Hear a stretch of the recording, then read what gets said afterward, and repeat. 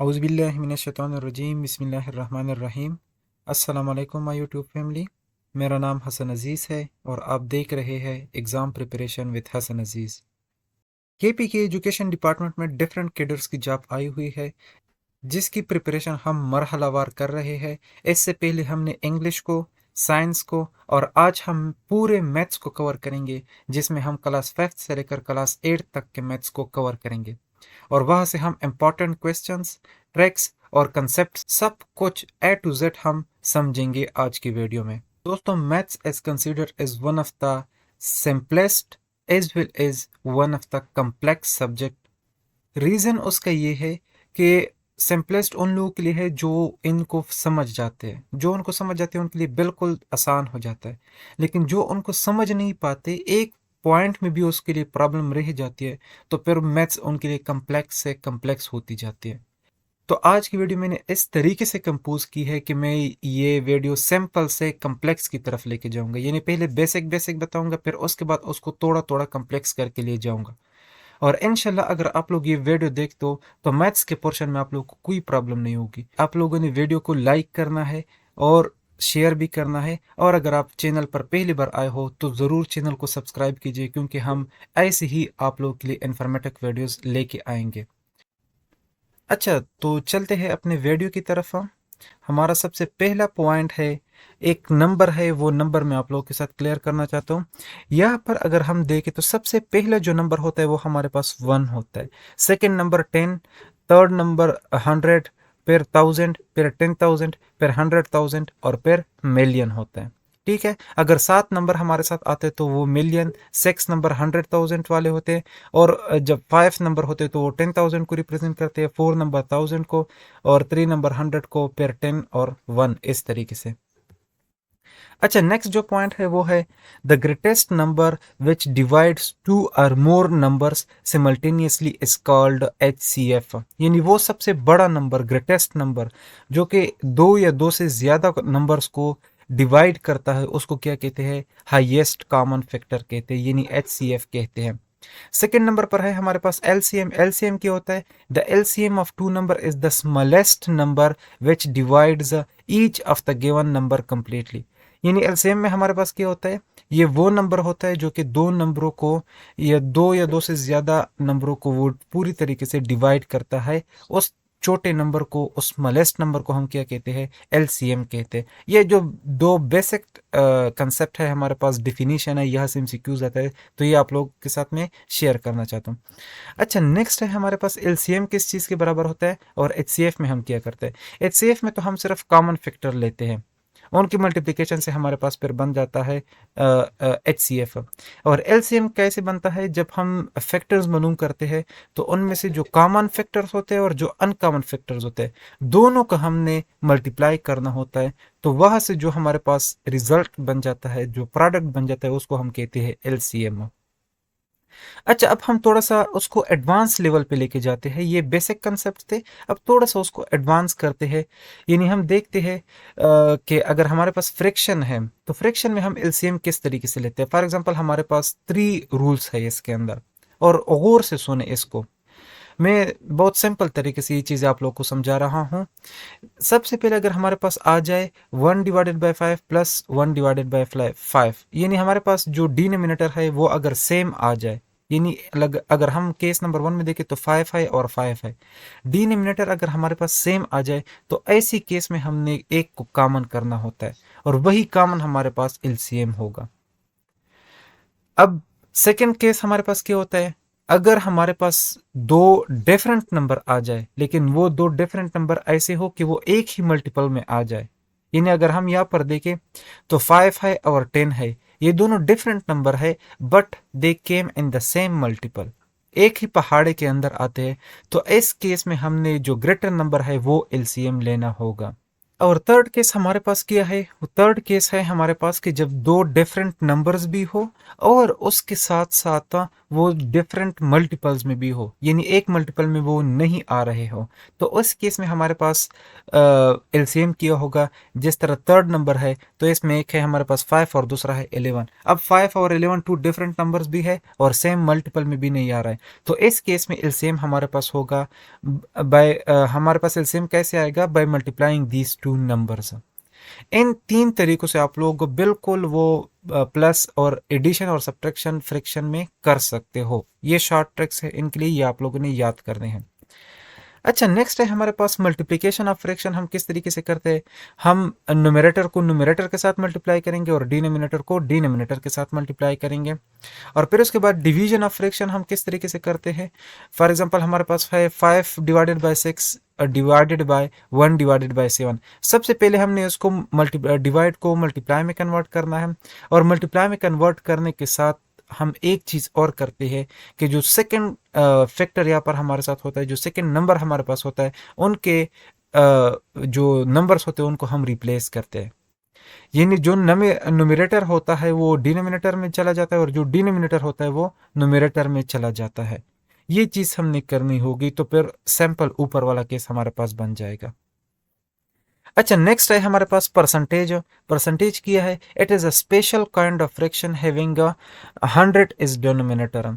यानी परसेंटेज वो हमारे पास स्पेशल काइंड ऑफ फ्रैक्शन है जिसमें डिनोमिनेटर की जगह पर हमारे साथ 100 होता है, यानी नीचे हमारे पास 100 होता है। अब सबसे पहले हमने परसेंटेज कैसे मालूम करना है। सबसे पहले अगर हमारे पास फॉर एग्जांपल है कि 83 आउट ऑफ 100, यानी अगर कोई बंदा है उसका 100 में से 83 मार्क्स है, तो वो अपना परसेंटेज कैसे निकालेगा। उसके लिए फार्मूला ये है कि हमने नंबर को डिवाइडेड बाय 100 करना है और मल्टीप्लाइड बाय 100 करना है। यानी ऊपर हमारे पास है टोटल सॉरी ऑब्टेन्ड, नीचे है हमारे पास टोटल, और हम उसको मल्टीप्लाई करेंगे 100 के साथ। तो इससे हमारे पास आ जाएगा 83%। ये दोनों कट जाएंगे और यहाँ पर परसेंट आ जाएगा। ये परसेंट ये इस 100 की वजह से है, ये 100 इस परसेंट को रिप्रेजेंट करता है।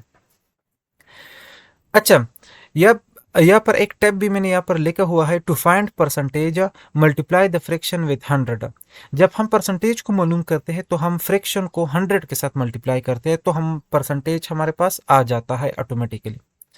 अच्छा, अब हम दूसरे की तरफ बढ़ते हैं। परसेंटेज को हमने फ्रैक्शन में किस तरीके से कन्वर्ट करना है। फॉर एग्जांपल यहाँ पर है हमारे पास 42%। अब इसको हमने फ्रैक्शन में कैसे कन्वर्ट करना है, सिंपली इस परसेंट की जगह पर हमने डिवाइडेड बाय 100 करना है, क्योंकि परसेंट का मतलब ये होता है कि it is a special kind of fraction having denominator having 100 is denominator. तो यहाँ पर हमने सिर्फ डिनोमिनेटर में 100 लगवाना है, तो ये फ्रैक्शन में कन्वर्ट हो जाएगा। अच्छा, फिर इसके बाद है हमारे पास fraction to denominator sorry fraction to percentage. Fraction to percentage हमने किस तरीके से करनी है। फॉर एग्जांपल यहाँ पर हमारे पास एक फ्रैक्शन है 3 डिवाइडेड बाय 5। इसको हमने परसेंटेज में किस तरीके से कन्वर्ट करना है, तो ये ऊपर मैंने यहाँ पर लिखा भी है कि हम सिंपल फ्रैक्शन के साथ 100 को मल्टीप्लाई कर देंगे तो वो परसेंटेज में कन्वर्ट हो जाएगा, जिस तरीके से ये मैंने किया हुआ है। तो इस तरीके से आप लोगों ने भी करना है और फ्रैक्शन को परसेंटेज में कन्वर्ट करना है। अब थोड़ा सा उसको कॉम्प्लेक्स लेवल की तरफ जाते हैं। ये तो बेसिक था, अब थोड़ा सा कॉम्प्लेक्स लेवल की तरफ लेके जाते हैं इसको। फिर उसके बाद है नेक्स्ट हमारे पास है conversion of decimal to percentage. हमने डिसिमल को परसेंटेज में किस तरीके से कन्वर्ट करना है। अब यहाँ पर हमने सबसे पहले क्या करना है, 0.83 मल्टीप्लाइड बाय 100। डायरेक्टली उसको हम 100 के साथ मल्टीप्लाई करेंगे तो फिर उसमें हमारे पास आ जाएगा परसेंटेज में ये कन्वर्ट हो जाएगा। अच्छा, इसका एक और तरीका भी है। ये 0.83 है तो हम ये पॉइंट की जगह पर नीचे 1 लगाएंगे और इसके बाद जितने भी नंबर है उसकी जगह पर हम 0 लगवाएंगे, तो ये हो जाएगा 83 डिवाइड बाय 100 मल्टीप्लाइड बाय 100 हो जाएगा। यानी वही फ्रैक्शन बन जाएगा और फ्रैक्शन को आप फिर डिसिमल परसेंटेज में कन्वर्ट कर सकते हो। लेकिन अगर आप डायरेक्टली करना चाहो तो फिर 100 के साथ उसको मल्टीप्लाई कर दो। अच्छा, अब यहाँ पर अगर जब भी आप मल्टीप्लाई करते हो तो जो डेसिमल पॉइंट होता है वो हम राइट साइड की तरफ लेके जाएंगे, यानी जितने यहाँ पर 0 होंगे उतना ही हम उसको डेसिमल पॉइंट को हम लेके जाएंगे राइट की तरफ। यानी यहाँ पर 2 0 है तो हम इस पॉइंट को 2 नंबर यानी 2 पॉइंट्स यहाँ पर लेके आएंगे, तो ये हो जाएगा 83%। ठीक है, आ गई समझ इसकी। अब अगर चले इसको मैं थोड़ा सा और भी एक्सप्लेन करता हूँ। फॉर एग्जांपल यहाँ पर 3 0 है, तो फिर हमने इस पॉइंट को 3 प्लेसेस लेके आना है राइट साइड की तरफ। ठीक हो गया, इस तरीके से आप लोगों ने करना है इसको। और जब ये डिवीजन में आता है, ये ट्रिक है शॉर्ट सा, जब 100 डिवीजन में आता है और पॉइंट ऊपर होता है तो हम फिर उस पॉइंट को लेफ्ट की तरफ लेके जाते हैं। कितना प्लेसेस लेके जाना होगा, जितनी जीरो होंगे उतने प्लेसेस हमने उसको लेके जाना है। जिस तरह हम यहाँ पर देखते हैं ना, 2 0 है तो हम 2 प्लेसेस उसको लेके जा रहे हैं, 3 0 है तो 3 प्लेसेस लेके जाएंगे। सिंपल मेरा कहने का मतलब यह है कि जब मल्टीप्लिकेशन में होगा तो फिर हम राइट साइड की तरफ लेके जाएंगे, और जब डिवीजन में होगा तो फिर हम उसको लेफ्ट साइड में लेके जाएंगे। अच्छा, ये यहाँ पर इसका एग्जाम्पल भी है। अब जब हम परसेंटेज को डिसिमल में कन्वर्ट करेंगे तो फिर हम उसको लेफ्ट साइड में लेके जाएंगे। पहले हम परसेंट को फ्रैक्शन में कन्वर्ट करेंगे और फिर फ्रैक्शन को हम डिसिमल में कन्वर्ट करेंगे। अब इसके लिए आप लोगों को डिवीजन की ज़रूरत नहीं है। सिंपल आप लोगों ने यहाँ पर पॉइंट मौजूद है, नीचे 2 0 है, तो मैंने आप लोगों को इससे पहले अभी थोड़ी देर पहले बताया कि हमने पॉइंट को लेफ्ट साइड लेके जाना होगा। अब यहाँ पर ये पॉइंट है तो हम इसको, ये नीचे 2 0 है तो 2 प्लेसेस को लेके जाते हैं, तो ये हो जाएगा 0.83। Simple as that. ठीक हो गया, ये परसेंटेज टू डिसिमल और डिसिमल टू परसेंटेज ये क्लियर हो गया।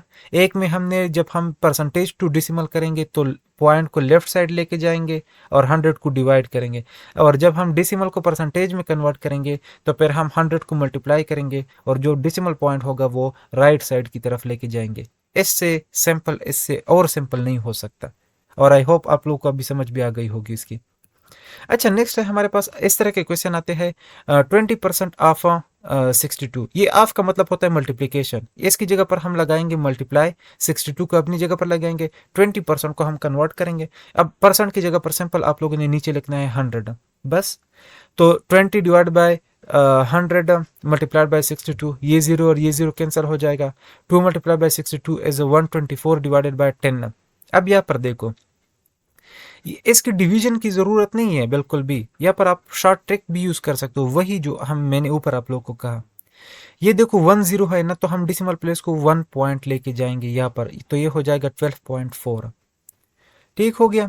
अच्छा, नेक्स्ट है हमारे पास conversion of unit of distance. सबसे पहले तो आप लोग ये याद रख ले कि 1 किलोमीटर में हमारे पास 1000 मीटर होते हैं, 1 मीटर में 100 सेंटीमीटर होते हैं, 1 सेंटीमीटर में 100 मिलीमीटर होते हैं। और इस तरीके से अगर हम इसको उलट कर दे, चेंज कर दे, यानी स्मॉलर से हम बिगर की तरफ अगर जाए, तो 1 मीटर में हमारे पास 1/1000 किलोमीटर होगा, 1 सेंटीमीटर में हमारे पास 1/100 मीटर होगा, और 1 मिलीमीटर में 1/10 सेंटीमीटर होगा। अब इसको हम कन्वर्जन किस तरीके से करेंगे इसका? अच्छा, कन्वर्जन के लिए जब हम किलोमीटर को मीटर में कन्वर्ट करते हैं तो मल्टीप्लाई बाय 100 करेंगे, सॉरी मल्टीप्लाई बाय 1000 करेंगे, यानी जितना किलोमीटर होगा मीटर में कन्वर्ट करने के लिए उसको मल्टीप्लाइड बाय 1000 करेंगे। लेकिन जब हम मीटर को किलोमीटर में कन्वर्ट करेंगे तो फिर हम डिवाइड बाय 1000 करेंगे, फिर हम डिवाइड बाय 1000 करेंगे। ये आप लोग ये शॉर्ट ट्रिक्स पहले सीख ले, फिर मैं नीचे उसको अप्लाई करके भी बताता हूँ। नेक्स्ट है हमारे पास मीटर 2 सेंटीमीटर जब हम करेंगे तो फिर हम मल्टीप्लाई करेंगे, और जब हम सेंटीमीटर टू मीटर करेंगे तो फिर हम डिवाइड करेंगे बाय 100। इस तरीके से जब हम 1 सेंटीमीटर को मिलीमीटर में कन्वर्ट करेंगे तो फिर हम मल्टीप्लाई बाय 10 करेंगे, और जब हम मिलीमीटर को सेंटीमीटर में कन्वर्ट करेंगे तो फिर डिवाइडेड बाय 10 करेंगे। अब इसका सिंपल मतलब ये है कि जब भी हम लॉन्ग, यानी जो बिग यूनिट है उसको शॉर्ट यूनिट में कन्वर्ट करते हैं तो उसको मल्टीप्लाई करते हैं उसी नंबर से, और जब हम बिग यूनिट को स्मॉल में कन्वर्ट करते हैं, सॉरी स्मॉल यूनिट को बिग में कन्वर्ट करते हैं, तो फिर हम उसको डिवाइड करते हैं। Sample got it. अच्छा, अब देखो यहाँ पर हमारे पास है 450 मीटर को हमने कन्वर्ट करना है किलोमीटर में, यानी ये हमने स्मॉल यूनिट को कन्वर्ट करना है बिग यूनिट में। अब small unit to big unit में हमने क्या करना है? डिवाइड बाय 1000 करना है। सैंपल यहाँ पर देखो 450 डिवाइड बाय 1000 हम कर देंगे, ये जीरो और ये जीरो कट जाएगा, और ये नीचे 2.20 रहते हैं, तो हम ये जो पॉइंट है इसको 2 पॉइंट इधर लेके आएंगे, तो ये हमारे पास हो जाएगा 0.450 किलोमीटर। ठीक हो गया ना? नीचे देखो सिंपल 3 0 है और 3 पॉइंट हम इसको right side, sorry left side की तरफ लेके जाएंगे। वो वाला ट्रिक आप लोगों ने भूलना नहीं है, जब भी डिवाइड होगा तो हमारे पास डेसिमल पॉइंट लेफ्ट साइड की तरफ जाएगा। तो इसमें भी हम 3 पॉइंट इसको लेफ्ट साइड की तरफ लेके आएंगे तो ये सिंपल हमारे पास आंसर आ जाएगा। नेक्स्ट है हमारे पास 741 मिलीमीटर टू सेंटीमीटर। अब इसमें भी हमने क्या करना है, क्योंकि ये मल्टीप्लाई वाले तो आसान है लेकिन ये डिवाइड वाले थोड़े से ट्रिक है, तो इसलिए मैंने ये वाले एग्जांपल ज़्यादा दिए।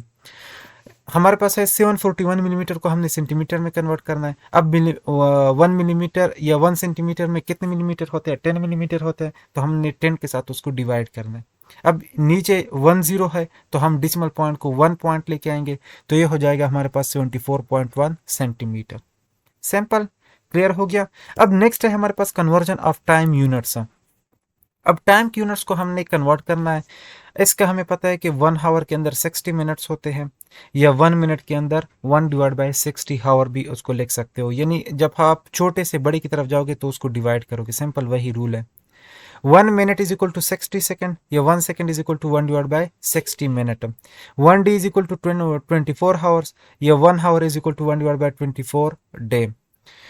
1 month is equal to 30 days, या 1 day is equal to 1/30 months. ठीक हो गया। ये हमारे पास है वो वाला कन्वर्जन। और सिंपल ऊपर वाला केस यहाँ पर भी अप्लाई होता है। यानी यहाँ पर हमने 60 को मल्टीप्लाई करना है और यहाँ पर हमने 60 को डिवाइड करना है। यहाँ पर हमने 60 को सेकंड को मल्टीप्लाई करना है और यहाँ पर हमने 60 सेकंड को डिवाइड करना है। यहाँ पर भी हमने 24 को मल्टीप्लाई करना है और इसमें हमने 24 को डिवाइड करना है। इसमें 30 को मल्टीप्लाई करना है और इसमें 30 को डिवाइड करना है। अच्छा, अब यहाँ पर हमने पहले 6 डे को हावर में कन्वर्ट करना है और फिर 6 हावर को डे में कन्वर्ट करना है। ठीक हो गया, दोनों केसेस इसमें ही सॉल्व हो जाएंगे। यानी डे टू हावर भी हो जाएगा और हावर टू डे भी हो जाएगा। स्मॉल टू बिग और बिग टू स्मॉल। पहले हम करते हैं big to small. Big to small में हम क्या करते हैं, हम मल्टीप्लाई करते हैं। अब 1 डे में चूंकि हमारे पास 24 आवर होते हैं तो यहाँ पर 6 डे मल्टीप्लाइड बाय डे की जगह पर हम यहाँ पर लिख देंगे 24 आवर। सॉरी, ये डे यहाँ से कट जाएगा, 6 मल्टीप्लाइड बाय डे की जगह पर हो जाएगा 24 आवर। तो ऐसे हमारे पास आ जाएगा 144 आवर्स। ठीक हो गया। नेक्स्ट है हमारे पास 6 आवर इनटू डे।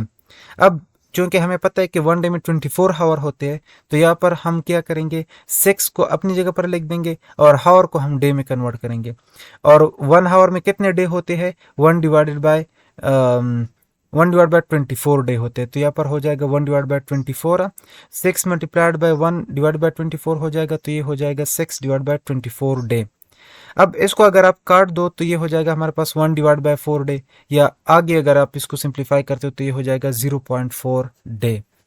ठीक हो गया, क्लियर है यहाँ तक। अच्छा हाँ, अब हम चलते हैं यूनिटरी मेथड। यूनिटरी मेथड कौन सा मेथड है? यूनिटरी मेथड वो मेथड है जिसमें हम एक यूनिट चीज हमारे पास गिवन होती है और उससे हम दूसरी चीज को मालूम करते हैं। एक नोन क्वांटिटी से हम दूसरा अननोन क्वांटिटी मालूम करते हैं। इस मेथड को क्या कहते हैं? यूनिटरी मेथड कहते हैं। अब फॉर एग्जांपल हमारे पास है 40 बुक्स वेट 88 केजी, यानी 40 बुक्स है, उसका जो वेट है वो 88 केजी है। What is the wait of 6 such books? यानी अगर 40 किताबों की जो वेट है वो 88 केजी है तो 6 किताबों की वेट कितना होगा?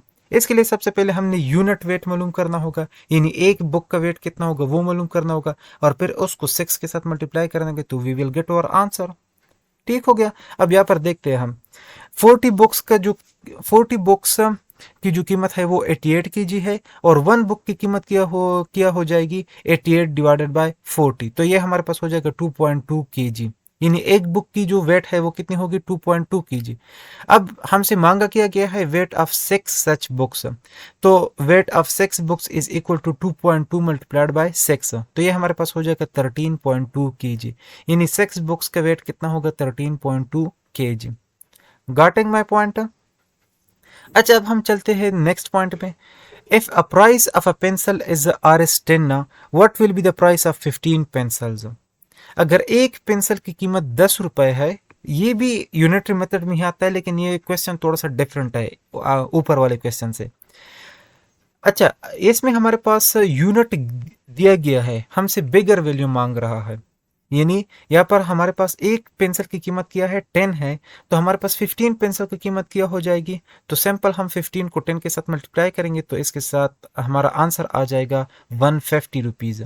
15 पेंसिलों की कीमत क्या हो जाएगी 150। यानी ये अब क्वेश्चन को घुमा फिरा सकते हैं, लेकिन जो बेस कंसेप्ट है वो यही है। ठीक हो गया। थर्ड है हमारे पास, if the fare for 34 kilometre is 1190, what will be the fare for 48 kilometre. अगर 34 किलोमीटर का जो किराया है वो 1190 रुपए है, तो 48 किलोमीटर का कितना किराया होगा। अब इसके लिए हमने सबसे पहले क्या करना होगा, हमने 1 किलोमीटर का यानी यूनिट किलोमीटर का हमने किराया मालूम करना होगा। जब वो मालूम कर लेंगे तो उसको हम 48 के साथ मल्टीप्लाई कर देंगे, सिंपल हमारे पास आंसर आ जाएगा। अब यहाँ पर जब हम 1 किलोमीटर का निकालते हैं तो वो 35 रुपीज़ बनते हैं। तो सिंपल हम 48 किलोमीटर का कैसे निकालेंगे, 35 मल्टीप्लाइड बाय 48 हो जाएगा, तो ये हमारे पास हो जाएगा 1680 रुपीज़। यानी 48 किलोमीटर का कितना किराया होगा, 1680 रुपए होंगे।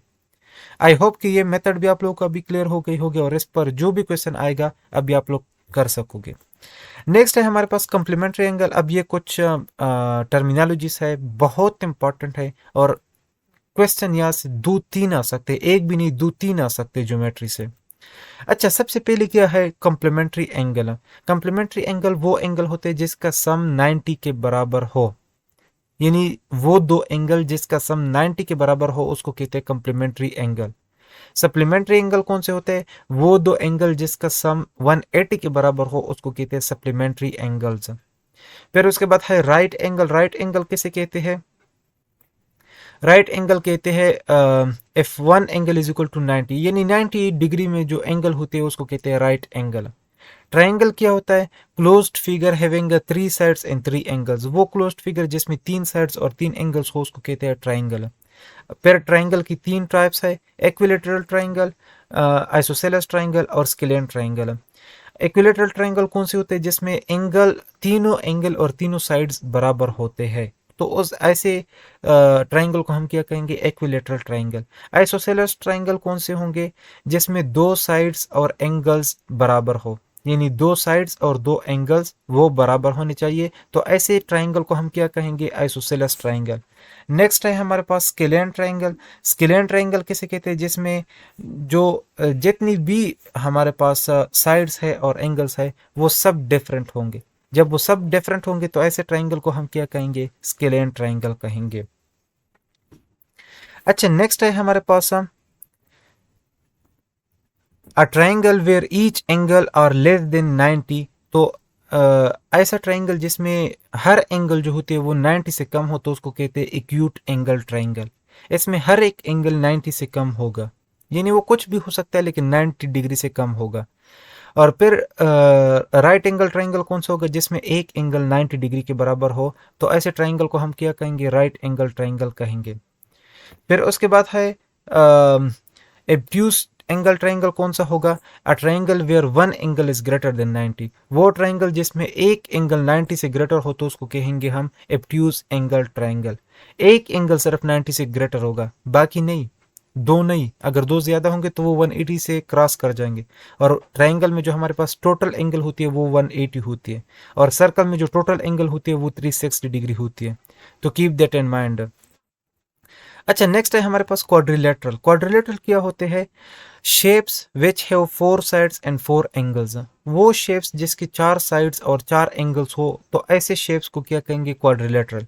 और फिर क्वाड्रिलेटरल के हमारे पास कुछ टाइप्स हैं, जिसमें हमारे पास स्क्वायर आता है, रेक्टेंगल आता है, पैरेललोग्राम आता है, रम्बस आता है, ट्रेपेजियम आता है और काइट आती है। अब इन स्ट्रक्चर को भी थोड़ा सा हम देखते हैं। थोड़ा सा ये इसको मैं जूम आउट करता हूँ ताकि क्लियर हो जाए। हाँ, अब क्लियर हो गई। अच्छा, हम थोड़ा सा इसको और भी करते हैं। हाँ, अब सही है।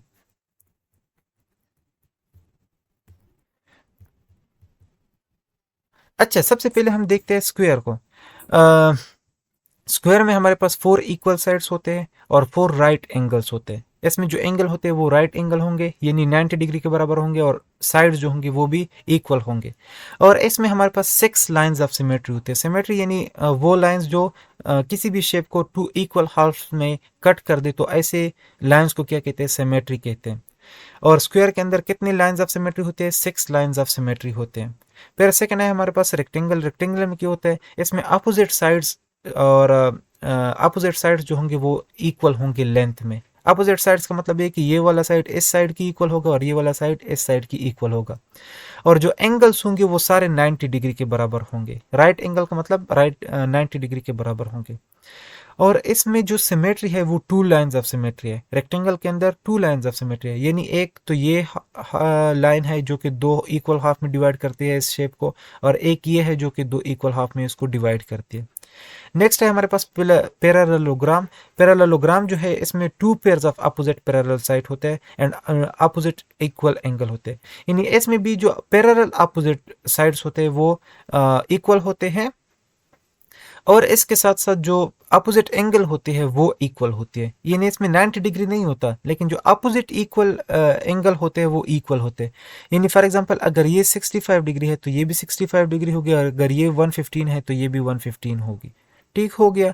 ऐसे शेप को हम क्या कहेंगे, पैरेललोग्राम। और ये रेक्टेंगल से थोड़ा सा डिफरेंट है। यहाँ पर 90 डिग्री होंगी सारे, और यहाँ पर एंगल का डिफरेंस होगा। अच्छा, नेक्स्ट है हमारे पास जो शेप है वो है रम्बस। रम्बस क्या है, all sides are equal and parallel. सारे जो साइड्स होंगे वो इक्वल होंगे और एक दूसरे के पैरेलल होंगे। Opposites angle are equal but no right angle. अब ये स्क्वायर से किस तरीके से डिफरेंट है, यहाँ पर भी मतलब ये स्क्वायर जैसा ही है, लेकिन इसमें जो एंगल होंगे वो एंगल राइट एंगल नहीं होंगे, यानी 90 डिग्री नहीं होंगे। और स्क्वायर में जो हमारे पास एंगल्स होते हैं वो 90 डिग्री होती है। यहाँ पर जो अपोजिट एंगल होंगे यानी आमने सामने जो एंगल होंगे वो दोनों आपस में बराबर होंगे। ये एंगल और ये एंगल ये आपस में बराबर होंगे, ये एंगल और ये एंगल ये आपस में बराबर होंगे। तो ऐसे शेप को क्या कहते हैं, रम्बस कहते हैं। नेक्स्ट है हमारे पास ट्रेपेजियम। ट्रेपेजियम क्या है, one pair of parallel side, यानी इसमें सिर्फ एक पेयर होगा पैरेलल साइड का, और वो इक्वल, यानी इक्वल का यहाँ पर कोई जिक्र नहीं है, सिर्फ जो साइड्स है वो पैरेलल होंगे एक दूसरे के। एक ये साइड और एक ये दोनों आपस में क्या है, पैरेलल है। यहाँ पर एक पैरेलल साइड होगा, one pair of parallel side होगा, और वो भी इक्वल नहीं होगा, just pair of parallel side होगा। और इसमें कोई भी लाइन ऑफ सिमेट्री नहीं है। ट्रेपेजियम के अंदर कोई भी लाइन ऑफ सिमेट्री नहीं है। लेकिन जैसे कि अगर हम देखें तो अगर हम इसको ऐसे डिवाइड करें तो ऊपर वाला कम होगा और नीचे वाला ज़्यादा होगा। अगर हम इसको इस जगह पे डिवाइड करें तो ये वाला पोर्शन ज़्यादा होगा और ये वाला कम होगा। तो ट्रेपेजियम में कोई लाइन ऑफ सिमेट्री नहीं है। फिर उसके बाद है काइट, यानी पतंग जो हम अक्सर देखते हैं। उसमें क्या होता है, उसमें two pairs of equal adjacent sides होते हैं। यानी जो हमारे पास एडजेसेंट साइड्स होते हैं, यानी बराबर के जो साइड्स होते हैं वो क्या होंगे, वो इक्वल होंगे।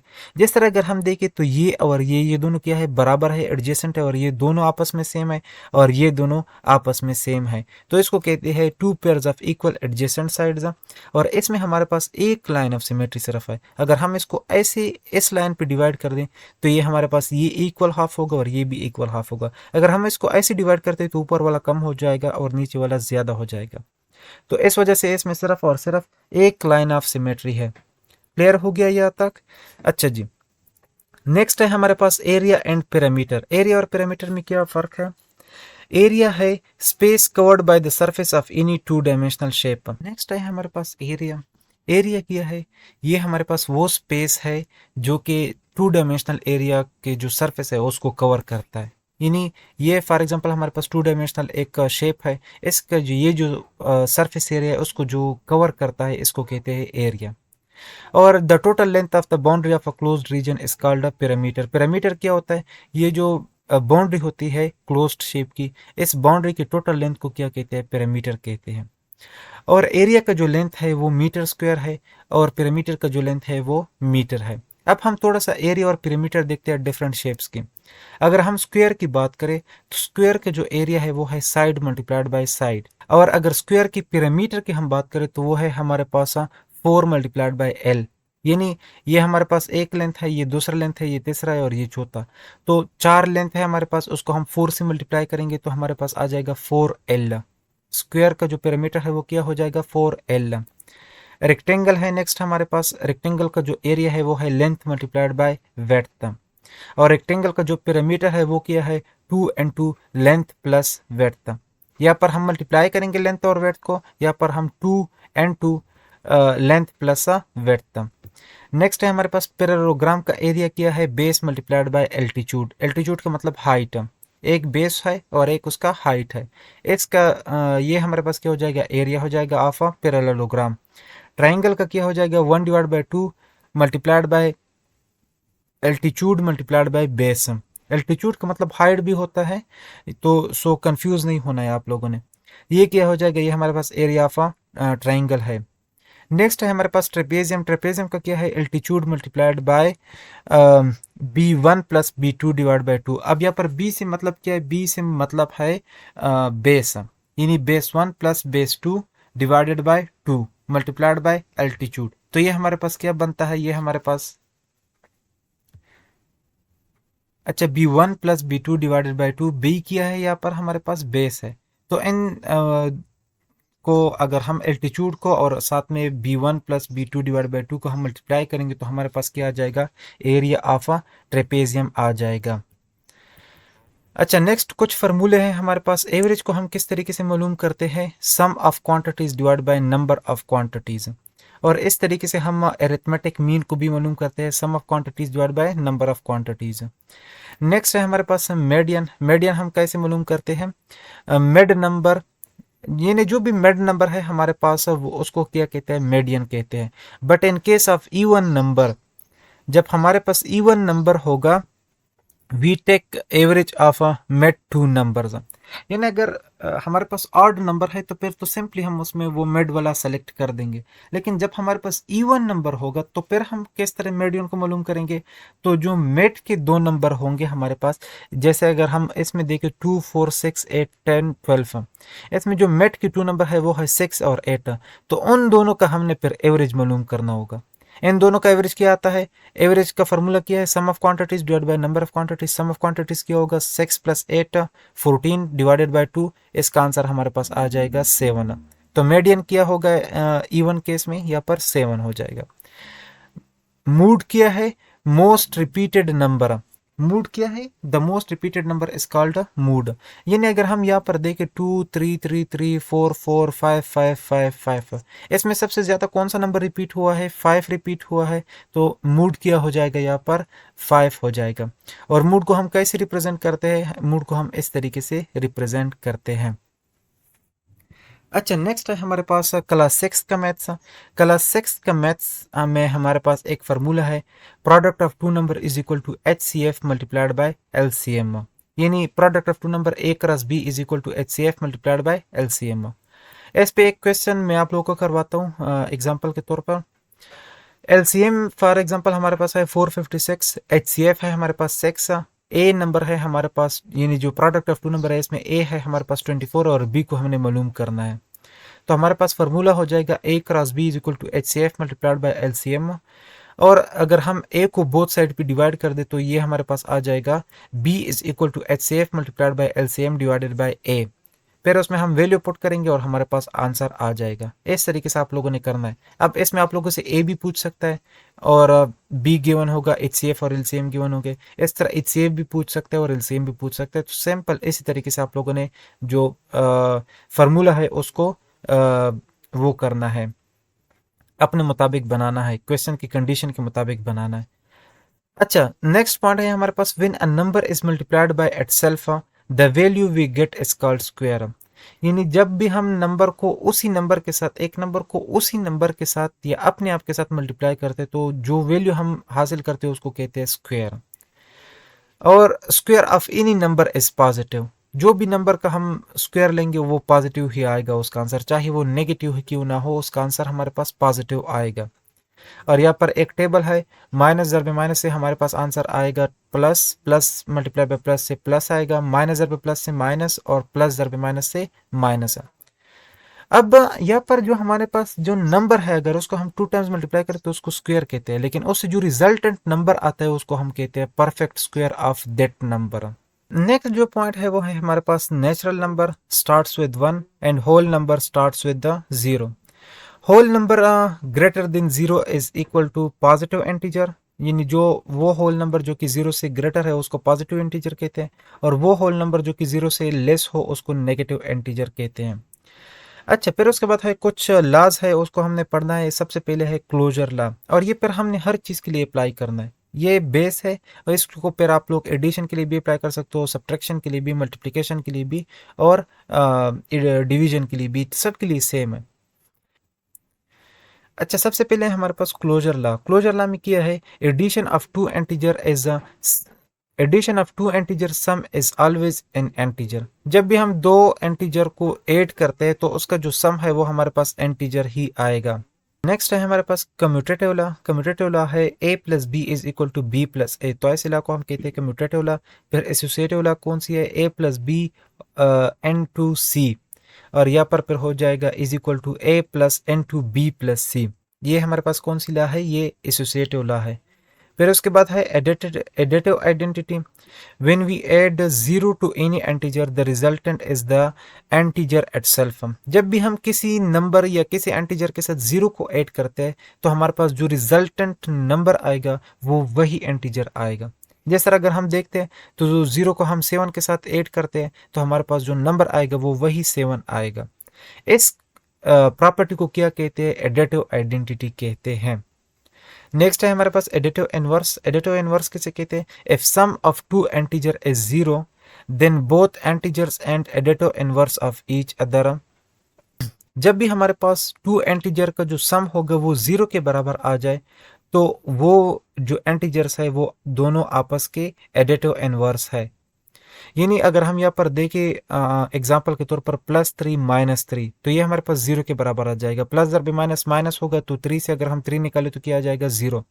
तो इसका मतलब कि ये +3 और -3 ये आपस में क्या है, एडिटिव इनवर्स है।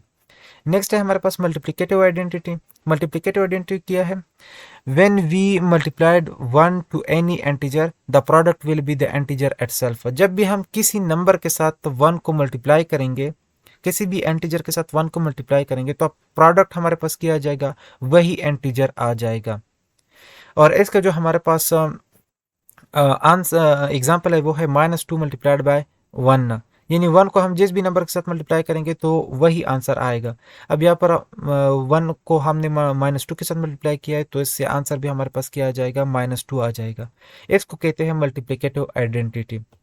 नेक्स्ट है हमारे पास मल्टीप्लिकेटिव इनवर्स। मल्टीप्लिकेटिव इनवर्स में क्या है, if the product of both integer is 1, तो ऐसे प्रॉपर्टी को हम क्या कहते हैं, मल्टीप्लिकेटिव इनवर्स कहते हैं, जिसमें हमारे पास जो प्रोडक्ट है वो 1 के बराबर होता है। अगर हम एग्जांपल ले ले 4 मल्टीप्लाइड बाय 1 डिवाइड बाय 4, या 5 मल्टीप्लाइड बाय 1 डिवाइड बाय 5, या 3 मल्टीप्लाइड बाय 1 डिवाइड बाय 3, तो इससे हमारे पास जो रिजल्टेंट आंसर आएगा वो क्या आएगा, 1 आएगा। और इसको हम क्या कहते हैं, मल्टीप्लिकेटिव इनवर्स कहते हैं। अच्छा, नेक्स्ट हमारे पास है डिस्ट्रीब्यूटिव लॉ ओवर एडिशन। ये है हमारे पास a cross into b plus c is equal to a cross b plus a cross c. इस लॉ को क्या कहते हैं, डिस्ट्रीब्यूटिव लॉ ओवर एडिशन। और सेम इसी तरीके का सब्ट्रैक्शन का भी है, जे a cross multiplied by b minus c is equal to a cross b minus a cross c. ठीक हो गया। नेक्स्ट है हमारे पास DMAS rule. DMAS rule में हमने क्या करना है, अगर हमारे पास कोई ऐसा एक्सप्रेशन है जिसमें चारों आई हुई है तो इसमें हमने सबसे पहले डिवीजन को करना होगा, फिर उसके बाद मल्टीप्लिकेशन को करना होगा, फिर उसके बाद एडिशन और फिर सब्ट्रैक्शन। नेक्स्ट है हमारे पास if expression has more than one bracket. अगर फिर उसमें ब्रैकेट एक से ज्यादा हो तो फिर हम उस केस में क्या करेंगे, फर्स्ट सॉल्व ऑपरेशन अंडर वेनकुलम या बार्स। जिस भी ऑपरेशन के ऊपर ये बार लगा होगा, इस बार को वेनकुलम भी कहते हैं, तो रिमेंबर दिस नेम, ये भी एमसीक्यूज में पूछा जा सकता है। तो जिस नंबर के ऊपर ये बार लगा होगा सबसे पहले हमने उसको सॉल्व करना होगा। फिर उसके बाद जो पेरेंथेसिस में होगा या राउंड ब्रैकेट्स में होगा, जिसको हम स्मॉल ब्रैकेट भी कहते हैं या छोटा ब्रैकेट भी कहते हैं, उसको करना होगा, और उसको क्या कहते हैं, पेरेंथेसिस कहते हैं। नेक्स्ट है हमारे पास ब्रेसेस या कर्ली ब्रैकेट। ब्रेसेस यानी वो जो दरमियाना ब्रैकेट होता है, ये वाला जो निशान वाला होता है, इसके अंदर जो भी ऑपरेशन होंगे हम उसको सॉल्व करेंगे। और फाइनली फिर उसके बाद हम स्क्वायर ब्रैकेट वाले को या बॉक्स ब्रैकेट वाले को या जो बड़ा ब्रैकेट है वो वाले ऑपरेशन को हम सॉल्व करेंगे। अच्छा जी, यह तक क्लियर हो गया।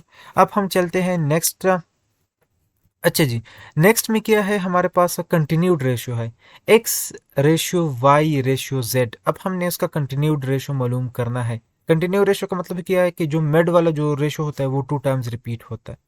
अब इसको हम थोड़ा सा वो क्वेश्चन के थ्रू भी समझते हैं कि क्वेश्चन इससे किस तरीके के आते हैं। The measurement of 3 angles of a triangle are in the ratio 2:2:5। यानी एक ट्राइंगल है जिसके जो एंगल्स का रेशियो है वो है 2:2:5 है। Find the measurement of each angle. अब हर एंगल का जो वैल्यू होगी वो कितनी होगी, कितनी डिग्री की होगी, एक एक वैल्यू। अब सबसे पहले हम मालूम करते हैं ए की जगह पर है 2, बी की जगह पर है 2 और सी की जगह पर है 5। अब हम कंटिन्यूड रेशो किस तरीके से मालूम करते हैं, ए की जगह पर ये हो जाएगा 2 ऑलरेडी आ जाएगा। अब मैंने आप लोग को बताया था कि कंटिन्यूड रेशो में जो मेट की जो वैल्यू होती है उसको हम रिपीट करते हैं, यानी 2 टाइम्स लिखते हैं। तो एक तो ये 2 हो जाएगा और ये रिपीटिशन, ये एक तो ये रिपीटिशन वाला 2 हो जाएगा और ये बी की वैल्यू हो जाएगी। फिर उसके बाद हम यहाँ पर लिखेंगे सी की वैल्यू। फिर उसके बाद हमने क्या करना है, ये वैल्यू और ये वैल्यू इन दोनों का आपस में मल्टीप्लाई करना है और इससे आ जाएगा हमारे पास 4। और फिर इन दोनों वैल्यूज को आपस में मल्टीप्लाई करना है, इससे भी आ जाएगा 4। और फिर ये 2 और 5 को आपस में मल्टीप्लाई करना है, इससे आ जाएगा हमारे पास 10। तो हमारे पास रेशियो क्या आ जाएगी 4:4:10। फिर उसके बाद हमने सम ऑफ रेशियोज करने हैं। सम ऑफ रेशियोज हमारे पास क्या हो जाएंगे 4+4+10। इससे हमारे पास आंसर आ जाएगा 18। अब हमने इंडिविजुअली एक एक एंगल को मालूम करना है। अब अगर हम देखें तो ए की वैल्यू कितनी है 4 है, तो a is equal to 4 divided by total sum कितना है 18 है मल्टीप्लाइड बाय 180। अब 180 मैंने क्यों लिया, क्योंकि हमारे पास ट्राइंगल के अंदर जो टोटल एंगल होता है वो 180 होता है। तो अगर हम इसको सिंप्लीफाई करें तो हमारे पास a का जो वैल्यू है वो 40 डिग्री होगा, इस तरह b का जो वैल्यू है वो भी 40 डिग्री होगा और c का जो वैल्यू है वो 100 डिग्री होगा। गॉट इट, क्लियर हो गया। अच्छा जी, नेक्स्ट है हमारे पास सेट। सेट में क्या है, it is a well defined collection of distinct object. यानी well defined collection of distinct object जो है उनको हम क्या कहते हैं, सेट कहते हैं। नेक्स्ट है cardinality of a set. Cardinality of set कैसे कहते हैं, shows number of element of a set. Cardinality का मतलब कि एक सेट के अंदर कितने एलिमेंट्स मौजूद है, तो उस चीज को कहते हैं कार्डिनलिटी ऑफ अ सेट। ये अक्सर एमसीक्यूज में पूछा जाता है कि बी सेट के एक सेट आपको दिया गया होगा और आपसे पूछा जाएगा कि इसकी कार्डिनलिटी क्या है। तो पहले तो इस टर्म की लोगों को समझ नहीं आती, जब समझ नहीं आती तो आप लोग उसको सॉल्व नहीं कर पाओगे। तो इस वजह से कार्डिनलिटी क्या होती है, it is the number of elements in a set. Next है हमारे पास सेट की 2 टाइप्स है, एक डिस्क्रिप्टिव फॉर्म में और एक का टेबुलर फॉर्म में। डिस्क्रिप्टिव फॉर्म कौन सी है, जिसमें हम स्टेटमेंट की फॉर्म में या सेंटेंस की फॉर्म में जब हम सेट को रिप्रेजेंट करते हैं तो उसको कहते हैं डिस्क्रिप्टिव फॉर्म। और टेबुलर फॉर्म कौन सा होता है, जब हम उसको वैल्यू या न्यूमेरिकल फॉर्म में रिप्रेजेंट करते हैं तो उसको क्या कहते हैं, टेबुलर फॉर्म कहते हैं। जिस तरह ये हो गया डिस्क्रिप्टिव फॉर्म है सेट ऑफ वॉवल्स, तो इसका टेबुलर क्या होगा AEIOU, यानी उसकी जो वैल्यू है उस वैल्यू की फॉर्म ने हमने शो कर दिया, तो इसको कहते हैं टेबुलर फॉर्म। नेक्स्ट है हमारे पास एम्प्टी सेट क्या होता है, at which contain no elements. वो सेट जिसके अंदर कोई भी एलिमेंट नहीं होता उसको हम कहते हैं एम्प्टी सेट या नल सेट, तो उसको हम इस तरीके से रिप्रेजेंट करते हैं। नेक्स्ट है हमारे पास singleton set. Singleton set contain only one element. ये वो सेट होता है जिसके अंदर सिर्फ एक ही वैल्यू होती है, सिर्फ एक ही एलिमेंट होता है, तो ऐसे सेट को क्या कहते हैं, सिंगलेटन सेट कहते हैं। नेक्स्ट है हमारे पास अलजेब्रा। अलजेब्रा अरेबिक वर्ड अलजबर से निकला हुआ है जिसका मतलब है रीयूनियन ऑफ ब्रोकन पार्ट्स। और फादर ऑफ अलजेब्रा कौन है, मोहम्मद इब्न मूसा अल ख्वारज़मी जो है वो इसका फादर है। And it deals with algebra deals with the relation between known and unknown quantities. और अलजेब्रा हमारे पास नोन और अननोन क्वांटिटीज के बीच में रिलेशन को डील करती है। अब फॉर एग्जांपल हमारे पास एक है 5x² माइनस 6। इसको हम थोड़ा सा देखते हैं कि ये अलजेब्रा के अंदर कौन कौन से टर्म यूज होते हैं। जो पावर होता है उस पावर को कहते हैं एक्सपोनेंट, और जो सिंगल न्यूमेरिकल वैल्यू होती है उसको कहते हैं कांस्टेंट, यानी जो चेंज नहीं होती। ये माइनस प्लस मल्टीप्लाई डिवीजन ये उसको कहते हैं ऑपरेटर्स। और फिर उसके बाद एक्स यहाँ पर जो है एक्स को कहते हैं वेरिएबल, यानी ये वो क्वांटिटी होती है जो चेंज होती है। और 5 को कहते हैं यानी वेरिएबल के साथ जो क्वांटिटी होती है, न्यूमेरिकल वैल्यू होती है उसको कहते हैं कोफिशिएंट। वेरिएबल के साथ जो न्यूमेरिकल वैल्यू होती है उसको कहते हैं कोफिशिएंट। अच्छा, फिर उसके बाद है एजेस प्रॉब्लम। एजेस प्रॉब्लम में हमारे पास कुछ बेसिक चीज़ें हैं, वो बेसिक चीज़ें आप लोग समझ ले, तो फिर उसके बाद एजेस प्रॉब्लम में कोई प्रॉब्लम भी आप लोग फेस नहीं कर पाओगे। सबसे पहले जो भी प्रेजेंट एज हमारे पास होते हैं उसको हम x से डिनोट करेंगे। जितनी भी हमारे पास प्रेजेंट एज होगा वो हम x से डिनोट करेंगे। पास्ट वाला जो होगा वो हम for example F 15 years ago जब हमारे पास आ जाए क्वेश्चन में, या बिफोर 15 ईयर्स आ जाए, तो उसके लिए हम x-15 करेंगे। और इस तरह फ्यूचर वाला जो होगा, यानी आफ्टर जिसके साथ लगा हुआ है, या वो वैल्यू जिससे हमें फ्यूचर का पता चलता है, तो उसके लिए हम प्लस को यूज़ करेंगे, यानी ये हमारे पास होगा x+15। ये बेसिक चीज़ है, ये आप लोग समझ ले। फिर अब उसके बाद हम फिर नेक्स्ट जाते हैं उसके क्वेश्चन के ऊपर। फॉर एग्जाम्पल हमारे पास है Dania age after 15 years will be 5 times his age 5 years back. What is the present age? अब इसमें हम सबसे पहले देखते हैं प्रेजेंट एज। प्रेजेंट एज को हम निकालते हैं तो वो हो जाएगा हमारे पास एक्स। ठीक हो गया। अब यहाँ पर एक टर्म यूज हुआ है आफ्टर 15 ईयर्स। आफ्टर 15 ईयर्स का मतलब कि ये फ्यूचर की बात कर रहा है, तो ये क्या हो जाएगा फ्यूचर वाला? अभी मैंने आप लोग को पहले बताया, आफ्टर वाला जितने भी होगा वो आप लोगों ने x+15 लिखना है, तो ये हमारे पास हो जाएगा x+15। अब उसके बाद फिर हम आते हैं क्वेश्चन की कंडीशन को। क्वेश्चन की कंडीशन क्या है? 5 times his age 5 years back. अब 5 टाइम्स को हम कैसे लिखेंगे? 5x लिखेंगे, यानी 5 को हम अलग लिखेंगे, टाइम्स की जगह पर हम लिख देंगे यहाँ पर x, टाइम्स हिज एज की जगह पर हम लिख देंगे x।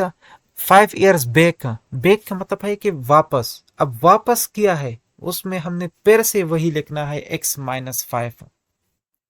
बैक वाला है तो बैक वाले में या पास्ट में हमने क्या यूज करना है? माइनस को यूज करना है, तो यहाँ पर सिंपल ये हो जाएगा x-5। और चूंकि 5 टाइम्स है तो इसलिए हम यहाँ पर लगाएंगे 5। अब हम इसको थोड़ा सा लिखते हैं, तो ये एक हमारे पास ये इक्वेशन आ जाएगा x+15 is equal to 5x-25। अगर हम इसको मल्टीप्लाई करें तो इससे क्या आ जाएगा? 5x-25। तो ये जो 15 है इसको 25 को इस साइड पे लेकर आएंगे, ये 40 हो जाएगा। और ये जो x है इसको हम माइनस, ये प्लस है, माइनस करेंगे तो नेक्स्ट साइड पे लेके आएंगे। 5x-x हो जाएगा, ये हो जाएगा 4x। अगर हम इसको डिवाइड करें तो x की वैल्यू हमारे पास आ जाएगी 10 ईयर्स, यानी उसकी जो प्रेजेंट एज है अभी वो कितनी है? 10 ईयर्स है। अच्छा, क्वेश्चन नंबर 2 है हमारे पास, a is 2 years older than b who is twice as old as c. The total ages of A, B, C, B 27. How old is B? Question को आप लोगों ने ब्रेक डाउन करना है और समझना है। बहुत इजी है ये वाले, लेकिन बस आप लोगों ने थोड़ा सा फोकस करके इस चीज को समझना है। ये हमें क्या कहता है? ये कहता है A is 2 years older than B। A जो है ये B से कितना ओल्डर है? 2 years ओल्डर है। तो हम इसको कैसे लिखेंगे? A is equal to 2 plus B, यानी बी से कितना ओल्डर है? 2 है। ओल्डर मतलब बड़ा है, तो बड़ा को हम लिखते हैं प्लस के साथ, तो ये हो जाएगा 2 + b। Who is twice as old as c, और ये जो बी है ये सी का क्या है? ट्वाइस है, तो इसको हम क्या कैसे लिखेंगे? b is equal to 2c। और c हमारे पास क्या आ जाएगा? इसको हम सपोज करते हैं कि ये x है। ठीक हो गया। अब यहाँ पर ये जो न्यूमेरिकल वैल्यू है इसकी जगह पर हम लिख देंगे सी, सॉरी x को हम पुट कर देंगे, क्योंकि ये x है। c की वैल्यू हमारे पास क्या है? x है, तो यहाँ पर c की जगह पर क्या हो जाएगा? 2x हो जाएगा। अब b की वैल्यू हमारे पास क्या है? 2c है, यानी 2x हो गया, तो यहाँ पर हम b की वैल्यू पुट करेंगे 2x। 2 अपना हो जाएगा, b की जगह पर हमने क्या पुट करना है? 2x पुट करना है, तो ये हमारे पास हो जाएगा, एक इक्वेशन बन जाएगा। अब हमारे पास क्या है? क्वेश्चन कंडीशन क्या है? A B C is equal to 27। इन दोनों का जो सम है वो कितना है? 27 है। तो a प्लस बी प्लस सी हो जाएगा 27। a की जगह पर 2 + 2x लिखेंगे, और b की जो वैल्यू है वो 2x है, वो 2x लिख देंगे, और c की जो वैल्यू है वो x है, वो x लिख देंगे, इज इक्वल टू 27। फिर हो जाएगा 2 + 2x plus 2x plus x is equal to 27। इन सबको अगर हम ऐड करें तो 2x + 2x 4x प्लस इधर x के साथ भी 1 है, तो 4x + 1x 5x हो जाएगा, इज इक्वल टू 25। अब ये 25 कैसे आ गया? ये +2 है, ये अगर हम -2 कर देंगे बोथ साइड पे तो ये यहाँ पर कट जाएगा, और 27 - 2 से आ जाएगा 25। अब हम x को 5 को बोथ साइड पे डिवाइड करेंगे तो x will be equal to 5। तो अब x की जो वैल्यू है वो कितनी आ गई, 5 की, यानी x किसकी वैल्यू थी, c की जो एज है वो कितनी है, 5 ईयर्स है। अब b किस चीज के बराबर थी, 2x के बराबर थी। तो x की वैल्यू हमारे पास है 5, x की जगह पर ये पुट कर देंगे, 5 पुट कर देंगे, मल्टीप्लाइड बाय 2 हो जाएगा, तो ये हो जाएगा 10 ईयर्स। यानी b की जो, हाउ ओल्ड इज b, तो b की जो एज है वो कितनी है, 10 ईयर्स है। ठीक है, इस तरह आप लोग सी के ए की वैल्यू भी यहाँ पर मालूम कर सकते हो। नेक्स्ट है हमारे पास पाई चार्ट। अब पाई चार्ट क्या होता है, सबसे पहले जो विलियम प्लेफेयर था, स्कॉटिश इंजीनियर था, उन्होंने पाई चार्ट को वो किया था, इंट्रोड्यूस करवाया था। और it is drawn in anti clockwise direction, ये हमेशा के लिए एंटी क्लॉकवाइज डायरेक्शन में वो ड्रा होता है। और पाई चार्ट हम किस लिए यूज़ करते हैं, पाई चार्ट को हम जब भी हम कंपैरिजन करते हैं दो चीज़ों में, वह पर हम फिर क्या यूज़ करते हैं, पाई चार्ट यूज़ करते हैं। नेक्स्ट है हमारे पास डेटा। डेटा क्या is the information collected in the form of number, words, figure, facts, etcetera etcetera. ये हमारे पास वो इंफॉर्मेशन होती है जो कि हम नंबर, वर्ड्स, फिगर, फैक्ट्स वगैरह की सूरत में आ, उसको कलेक्ट करते हैं। डिस्क्रीट डेटा कैसे कहते हैं, ये डेटा के पर टाइप्स है हमारे पास। डिस्क्रीट डेटा कैसे कहते हैं, discrete data, data is in whole number form is called discrete data, यानी वो डेटा जो कि हमारे पास होल नंबर के फॉर्म में होते हैं उसको क्या कहते हैं, डिस्क्रीट डेटा कहते हैं। और ये ऑर्गेनाइज होती है using pie chart. Discrete data को हम कैसे शो करते हैं, पाई चार्ट के थ्रू शो करते हैं। और कंटिन्यूस डेटा कौन सी होती है, ये जो हमारे पास डिसिमल या फ्रैक्शन के फॉर्म में जो डेटा होती है उसको कहते हैं कंटिन्यूस डेटा। और ये हम लाइन ग्राफ या हिस्टोग्राम के थ्रू उसको शो करवाते हैं। अच्छा, फिर उसके बाद है प्रोबेबिलिटी। प्रोबेबिलिटी का जो फार्मूला है वो है number of favourable outcomes divided by total number of possible outcome. यानी फेवरेबल आउटकम तो आपका एक ही हो सकता है। जिस तरह अगर हम डाइस को रोल करते हैं तो हमें एक नंबर मिलता है। फॉर एग्जाम्पल अगर हम 4 निकलना चाहते हैं तो हमारा यहाँ पर फेवरेबल आउटकम क्या होगा, 4 होगा। और पॉसिबल आउटकम कितने हैं, ये वो 6 साइड्स है डाइस के, तो पॉसिबल आउटकम 6 हो सकते हैं। एक भी निकल सकते हैं, दो भी निकल सकते हैं, तीन भी निकल सकते हैं, चार, पांच और छः, कोई भी निकल सकते हैं। तो उसकी प्रोबेबिलिटी कितनी होगी, उसकी प्रोबेबिलिटी फिर होगी 1 डिवाइडेड बाय 6। ठीक हो गया। इस तरह अगर हम टास्क में देखते हैं तो इसमें एक हेड होता है और दूसरा टेल होता है। अब नंबर ऑफ फेवरेबल आउटकम क्या होगा, अगर हम for example number of favourable outcome में हमारे पास हेड है, यानी एक हमारे पास फेवरेबल आउटकम होगा, और टोटल नंबर कितने हैं, 2 है। तो अगर हम हेड निकलना चाहते हैं तो उसकी प्रोबेबिलिटी क्या होगी, 1/2 होगी। अगर हम टेल निकलवाना चाहते हैं तो उसकी प्रोबेबिलिटी क्या होगी, 1/2 होगी। यानी कोई भी निकल सकता है। यहाँ पर ये क्वेश्चन है, ये मैंने सॉल्व किया हुआ है, और इसी तरह के ही क्वेश्चन आते हैं प्रोबेबिलिटी से, और अक्सर रिपीट भी हुए हैं ये ई टेक में। If a person wants for what will be the probability, अगर एक बंदा है वो 4 चाहता है रोल्स में, यानी लड्डू में जब हम खेलते हैं तो उसमें 4 चाहता है, तो उसकी प्रोबेबिलिटी क्या होगी, तो नंबर ऑफ फेवरेबल आउटकम क्या होंगे, 1, यानी हम 4 निकलवाना चाहते हैं ना, तो 1 हो गया। फिर उसके बाद total number of possible outcome कितने हैं, एक डाइस में हम जब हम पॉसिबल आउटकम होते हैं वो 6 होते हैं, तो इसकी जो प्रोबेबिलिटी वो कितनी होगी, 1/6। अच्छा, फिर उसके बाद हम चलते हैं मैथ्स की तरफ, क्लास 7 के मैथ्स में। दोस्तों, अगर वीडियो थोड़ी लंबी हो रही है तो क्विट नहीं करना है, क्योंकि इसी में आप लोगों की ही भलाई है। खैर है, अगर आप लोग बोर हो रहे हो, क्योंकि जाहिर सी बात है मैथ्स है, तो मैथ्स के साथ हर किसी का लगता भी नहीं है, तो अगर आप लोग बोर हो रहे हो तो थोड़ा सा आप लोग पाज लेके फिर दोबारा से स्टार्ट कर दें। और सबसे इम्पॉर्टेंट चीज़, ये कोई साइंस या इंग्लिश नहीं है कि इसमें आप लोग मुझसे नोट्स ले लो कि मुझे नोट्स भेज दो ताकि हम उसको रट लें। नहीं, इस पे आप लोगों ने यहाँ से आप लोगों ने वीडियो देखनी है और साथ साथ में प्रैक्टिस भी करना है। जो जो चीज़ें, जो जो फार्मूलाज और जो जो ये एग्जाम्पल क्वेश्चन मैं आप लोग को करवा रहा हूँ, वो उस पर आप लोगों ने प्रैक्टिस करना है, क्योंकि जब तक आप लोगों की प्रैक्टिस नहीं होगी तब तक आप लोगों का क्लियर नहीं होगा ये वाला चीज़। ठीक हो गया। अच्छा, नेक्स्ट है हमारे पास rounding off numbers. Rounding off numbers में हमने 4 रूल्स है हमारे पास। सबसे पहले है if the dropping digit is less than 5, तो फिर हमारे पास ड्रॉप इट विदाउट एडिंग 1। अगर हमारे पास ड्रॉपिंग डिजिट 5 से लेस है तो फिर उसको 1 ऐड किए बगैर ही ड्रॉप कर दे। जिस तरह हमारे पास ये है 4.362। ठीक हो गया। ये जो 2 है ये हमारे पास लेस देन 1 है, सॉरी लेस देन 5 है, तो हम इसको ड्रॉप कर देंगे विदाउट एडिंग 1, तो ये हो जाएगा हमारे पास 4.36 हो जाएगा। नेक्स्ट है हमारे पास if the dropping digit is greater than 5 drop it by adding 1। अगर हमारे पास ड्रॉपिंग डिजिट 5 से ग्रेटर है तो हम उसको 1 ऐड करेंगे और फिर हम ड्रॉप कर देंगे। जिस तरह हमारे पास है 4.36, अगर हम 6 को ड्रॉप करते हैं तो ये ग्रेटर देन 5 है। तो इस केस में हम क्या करेंगे, जो ड्रॉपिंग डिजिट से पहले वाला नंबर होता है उसमें 1 ऐड करेंगे और फिर उसके बाद 6 को हम ड्रॉप कर देंगे। अब अगर हमारे पास ये केस आ जाए कि जो ड्रॉपिंग डिजिट हो वो 5 की इक्वल हो, तो फिर हम क्या करेंगे, तो फिर उसके बाद उससे पहले वाली जो डिजिट होगी उसको हम देखेंगे। अगर उससे पहली वाली डिजिट इवन हुई तो ड्रॉप इट विदाउट एडिंग 1। यानी अगर हमारे पास ये केस हुआ कि 3.45, अब 5 हमारे पास ये ड्रॉपिंग डिजिट 5 है और उससे पहले नंबर क्या है, इवन है, तो इस केस में हमने क्या करना है, 5 को रिमूव करना है, ड्रॉप करना है और 1 भी ऐड नहीं करना है उससे पहले वाले नंबर में। ठीक हो गया। नेक्स्ट है हमारे पास if the preceding digit is odd drop it by adding 1।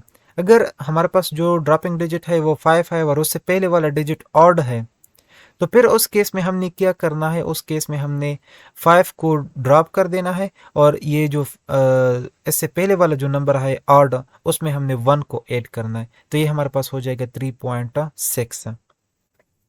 Next है हमारे पास इम्प्रॉपर फ्रैक्शन। इम्प्रॉपर फ्रैक्शन है जिसमें न्यूमरेटर ग्रेटर होता है या इक्वल टू डिनोमिनेटर होता है, तो ऐसे फ्रैक्शन को हम क्या कहेंगे, इम्प्रॉपर फ्रैक्शन कहेंगे। जिस तरह एग्जांपल हो गया हमारे पास 5/4, 6/3, 4/4। अब इसमें या तो न्यूमरेटर ग्रेटर है या इक्वल है, तो ऐसे केस को हम क्या कहेंगे, इम्प्रॉपर फ्रैक्शन कहेंगे। सेकंड जो है वो है हमारे पास प्रॉपर फ्रैक्शन। प्रॉपर फ्रैक्शन वो होते हैं जिसमें जो डिनोमिनेटर होता है वो न्यूमरेटर से ग्रेटर होता है, यानी नीचे वाला जो डिजिट होता है वो न्यूमरेटर से बड़ा होता है। जिस तरह 3/7 हो गया, 5/9 हो गया और 2/6 हो गया, एटसेट्रा एटसेट्रा।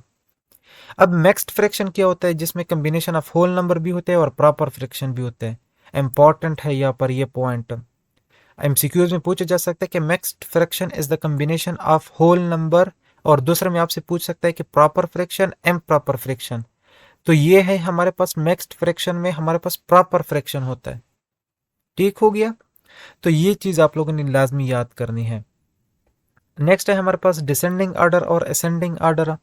डिसेंडिंग ऑर्डर में क्या है, इसमें जब हम जाते हैं तो ग्रेटर टू स्मॉलर की तरफ जाते हैं, ग्रेटर से स्मॉलर की तरफ, और असेंडिंग ऑर्डर में हम स्मॉलर टू ग्रेटर की तरफ जाते हैं। फिर उसके बाद है स्क्वायर रूट, इस को क्या कहते हैं, इसको रेडिकल साइन कहते हैं और इसके अंदर जो होता है वो रेडिकेंड होता है, और टोटल इसको क्या कहते हैं, स्क्वायर रूट कहते हैं। और ये जो स्क्वायर रूट की वैल्यू होती है ये 1/2 के बराबर होती है। ठीक हो गया। अब नेक्स्ट है हमारे पास रेट। रेट किस चीज के बराबर होता है, rate is the type of ratio that compare two quantities with different unit of major.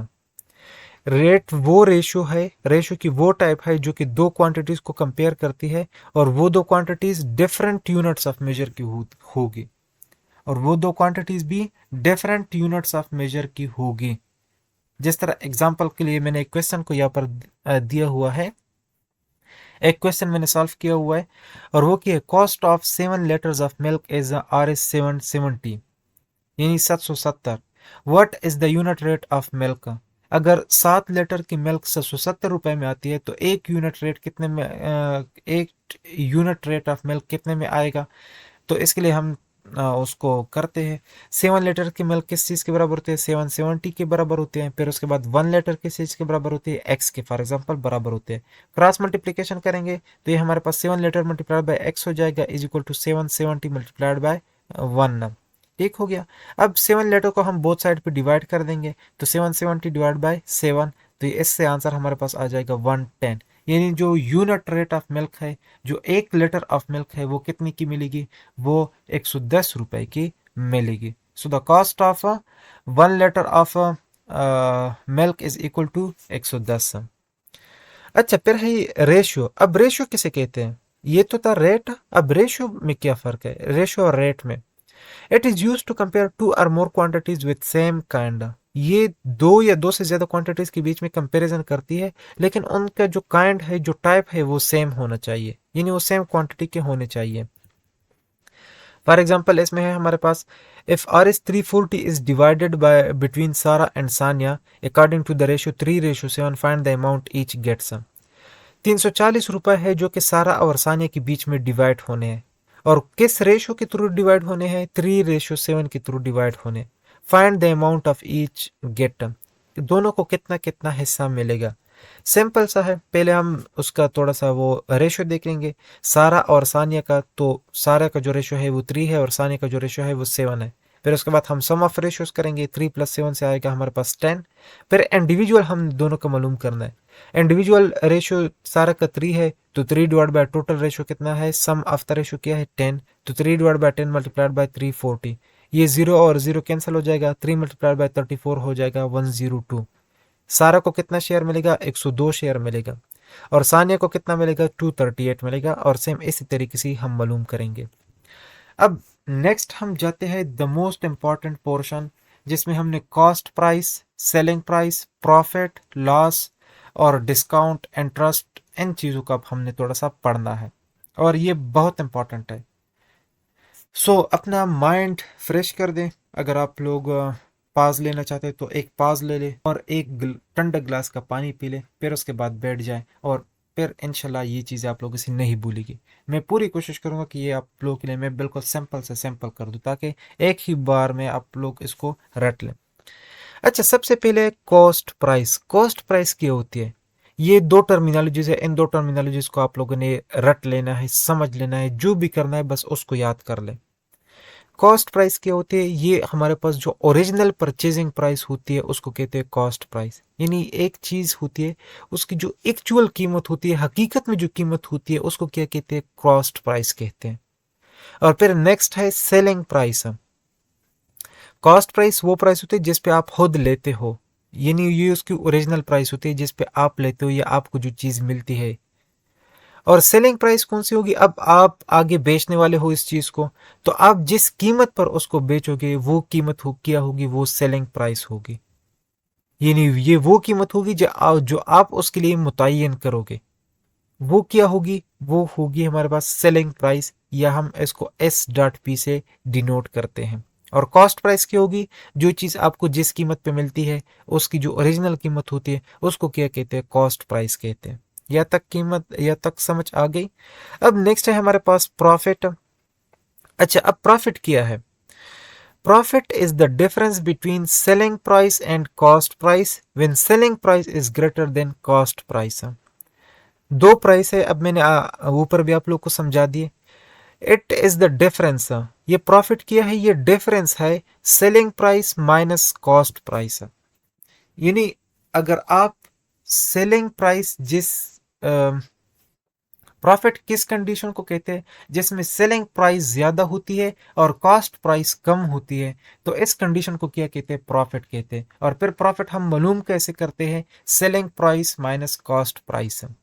Once again मैं समझाता हूं, प्रॉफिट हमारे पास वो कंडीशन होती है जिसमें जो सेलिंग प्राइस होती है वो ज्यादा होती है और कॉस्ट प्राइस जो होती है यानी जो ओरिजिनल कीमत होती है वो कम होती है। तो ऐसे कंडीशन को क्या कहते हैं, प्रॉफिट। और इसको हम मालूम कैसे करेंगे, selling price minus cost price. अब क्लियर हो गया। नेक्स्ट है हमारे पास लॉस। लॉस क्या होगा, ये भी हमारे पास डिफरेंस है between cost price and selling price. अब ये कौन सा कंडीशन है लॉस वाला, ये वो कंडीशन है जिसमें जो कॉस्ट प्राइस होती है वो ज्यादा होती है और सेलिंग प्राइस की होती है वो कम होती है। फॉर एग्जाम्पल मैं समझाता हूँ आप लोगों को, आप लोग एक चीज लेते हो 50 रुपए की, यानी उसका जो कॉस्ट प्राइस हो गया, ओरिजिनल प्राइस हो गया, वो कितना हो गया, 50 रुपए का हो गया। और फिर आप आगे उसे बेचते हो 30 रुपए पे, आपने खुद लिया है 50 रुपीज पे और आगे आप बेच रहे हो, यानी सेलिंग प्राइस उसकी है 20 रुपीज। तो ये जो लॉस आ रहा है जिसमें जो कॉस्ट प्राइस है वो ज्यादा है और सेलिंग प्राइस जो है वो कम है, तो इस कंडीशन को क्या कहते हैं, लॉस कहते हैं। और लॉस हम कैसे मालूम करेंगे, cost price minus selling price, यानी ओरिजिनल प्राइस माइनस जिस कीमत पर आप बेच रहे हो सेलिंग प्राइस वो वाली। ठीक हो गया, यह तक क्लियर हो गया। नेक्स्ट है हमारे पास परसेंटेज। अब हमने प्रॉफिट के परसेंटेज को कैसे मालूम करना है, ये कि कितना परसेंट प्रॉफिट हुआ है, ये लॉस के परसेंटेज को कैसे मालूम करना है कि कितना परसेंट लॉस हुआ है, यानी वो वाली चीज आपने सिर्फ वो परसेंटेज में कन्वर्ट करनी है। तो उसके लिए जो फॉर्मूला है वो कौन सा है, profit percent is equal to profit divided by cost price. यानी पहले आपने प्रॉफिट मालूम करना होगा। प्रॉफिट कैसे मालूम करेंगे? Selling price minus cost price, वो मालूम करेंगे, वहां से profit divided by cost price. Cost price उसकी जो ओरिजिनल प्राइस होगी मल्टीप्लाइड बाय 100। इसको आप करोगे तो आपके साथ आ जाएगा प्रॉफिट। ठीक हो गया। फिर उसके बाद है लॉस। लॉस किसे कहते हैं? Loss divided by cost price multiplied by 100। अब लॉस आपने कैसे मालूम करना है? Cost price minus selling price divided by, अब यहां से आप लोगों के पास आ जाएगा लॉस, और फिर उसको डिवाइड कर दोगे कॉस्ट प्राइस के साथ, तो यह से आ जाएगा मल्टीप्लाइड बाय 100 से आ जाएगा आप लोगों के पास लॉस का परसेंटेज के इतना परसेंट आप लोगों ने लॉस्ट कर दिया है। अच्छा, नीचे इसके ऊपर थोड़ा सा फिर वो प्रॉब्लम भी सॉल्व करते हैं, तो आप लोग को समझ आ जाएगी इसकी। फिलहाल आप लोग इसको अच्छी तरीके से जहन नशीन कर ले, अपना कंसेप्ट क्लियर कर दे। अच्छा, नेक्स्ट है हमारे पास डिस्काउंट। डिस्काउंट क्या होता है? Sometimes shopkeeper reduce the marked price. अब मार्क्ड प्राइस जो है वो ओरिजिनल प्राइस को कहते हैं। जैसे हमने ऊपर पढ़ा कॉस्ट प्राइस, डिस्काउंट के केस में ओरिजिनल प्राइस को कहते हैं मार्क्ड प्राइस। ठीक हो गया। ये वही ओरिजिनल प्राइस है जिस पे आपको चीज मिलती है। यहाँ पर डिस्काउंट के केस में उसे क्या कहते हैं? मार्क्ड प्राइस कहते हैं। And sells their good at a lower price, और फिर वही चीज आप लोअर कीमत पर बेचते हो, यानी कम कीमत पर बेचते हो। This difference between market price and selling price is called a discount.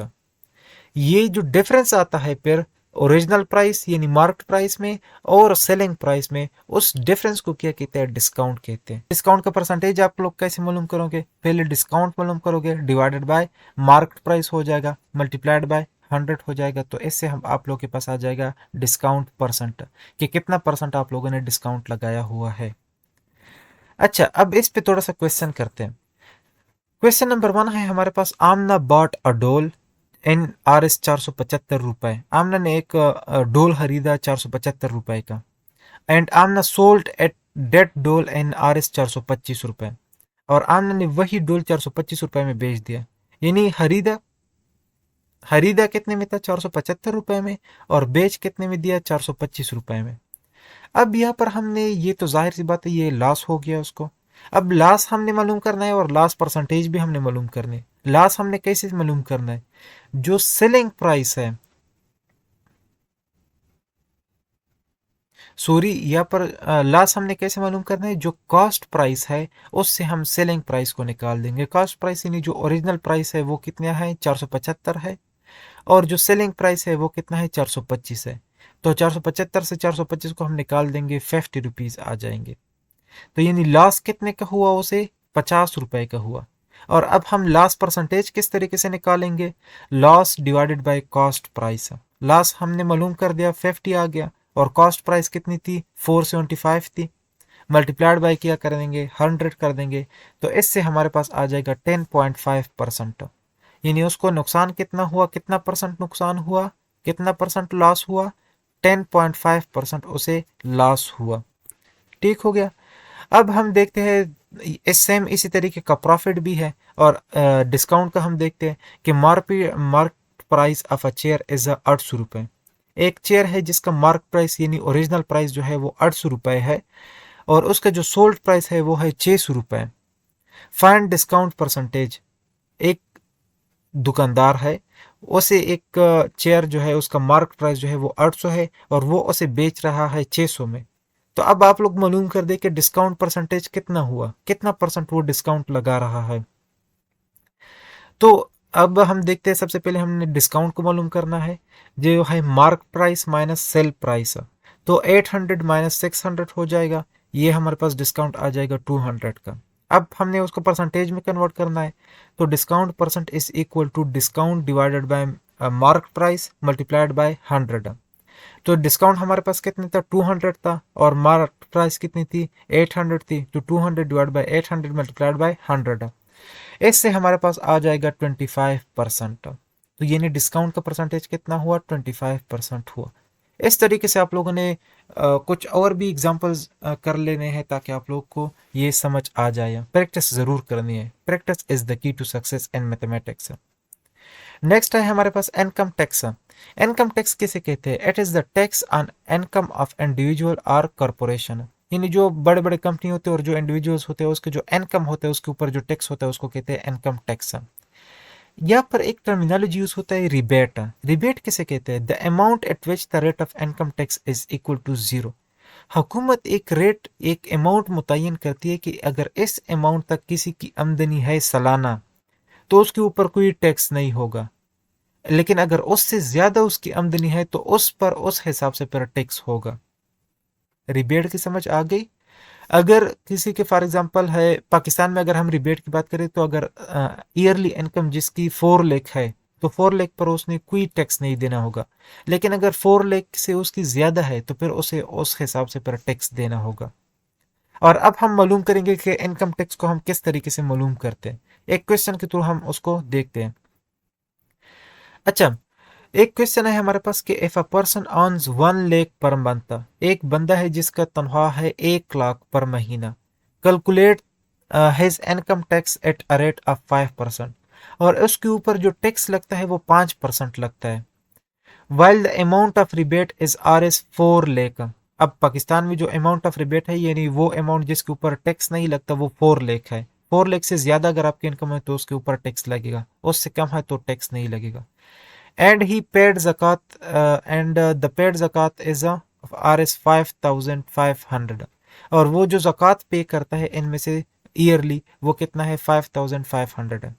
अच्छा, अब यहाँ पर एक चीज समझ ले कि जो टैक्स है, इनकम टैक्स है, वो ईयरली होता है, वो मंथली नहीं होता, तो आपने उस हिसाब से जाना होगा। सबसे पहले इसमें हम देखेंगे मंथली इनकम कितनी है, 1 लाख है। तो अगर हम ईयरली इनकम निकाले, क्योंकि इनकम टैक्स हमने ईयरली में मालूम करना है, ईयर में ये मालूम होता है, तो इसके लिए हमने उसको 12 से मल्टीप्लाई करना है, तो ये हमारे पास आ जाएंगे 12 लाख। अब अमाउंट ऑफ रिबेट किया है, यानी 4 लाख तक अगर किसी की वो है इनकम है तो वो उससे रिमूव हो जाएगा। अब 4 लाख इससे रिमूव कर दो तो ये हमारे पास आ जाएगा 8 लाख का। एक 12 लाख से 4 लाख अगर हम माइनस करेंगे तो कितना बच जाएगा? 8 लाख बच जाएगा। और फिर उसमें से वो ज़कात भी पेड करता है 5500, 5500 उसने ज़कात भी पे कर दिया, तो माइनस कर देंगे 5500 भी, तो हमारे पास जो नेट अमाउंट बचेगी वो कितनी होगी? 7,94,500। अब इसी 7,94,500 पे आपने टैक्स मालूम करना है। कितने परसेंट से? 5% से। अब 5% को हम अप्लाई करेंगे तो ये 5 हो जाएगा, परसेंट की जगह पर हम डिवाइड बाय 100 कर देंगे, सिंपल जिस तरह हमने परसेंटेज में पढ़ा था। मल्टीप्लाइड बाय हो जाएगा 7,94,500। ठीक हो गया। अब इसको अगर हम वो करते हैं, सिंप्लीफाई करते हैं, तो इससे हमारे पास जो इनकम टैक्स होगा ईयरली इस बंदी के ऊपर वो कितना होगा? 39,725। कितना टैक्स होगा? इतना टैक्स फिर उसके ऊपर होगा। आई होप कि उसको समझ आ गई होगी अब आप लोगों को। तो हम चलते हैं नेक्स्ट पे। अच्छा, अब हम जीएसटी, जीएसटी कौन सा होता है? वो जनरल सेल्स टैक्स होता है, यानी जो चीज़ें हम, जो गुड्स हम लेते हैं डेली लाइफ में, उसको कहते हैं जनरल सेल्स टैक्स। और इसका जो पाकिस्तान में जो स्टैंडर्ड रेट है वो है 17%। ठीक हो गया। अब प्राइस ऑफ एलईडी कितना है?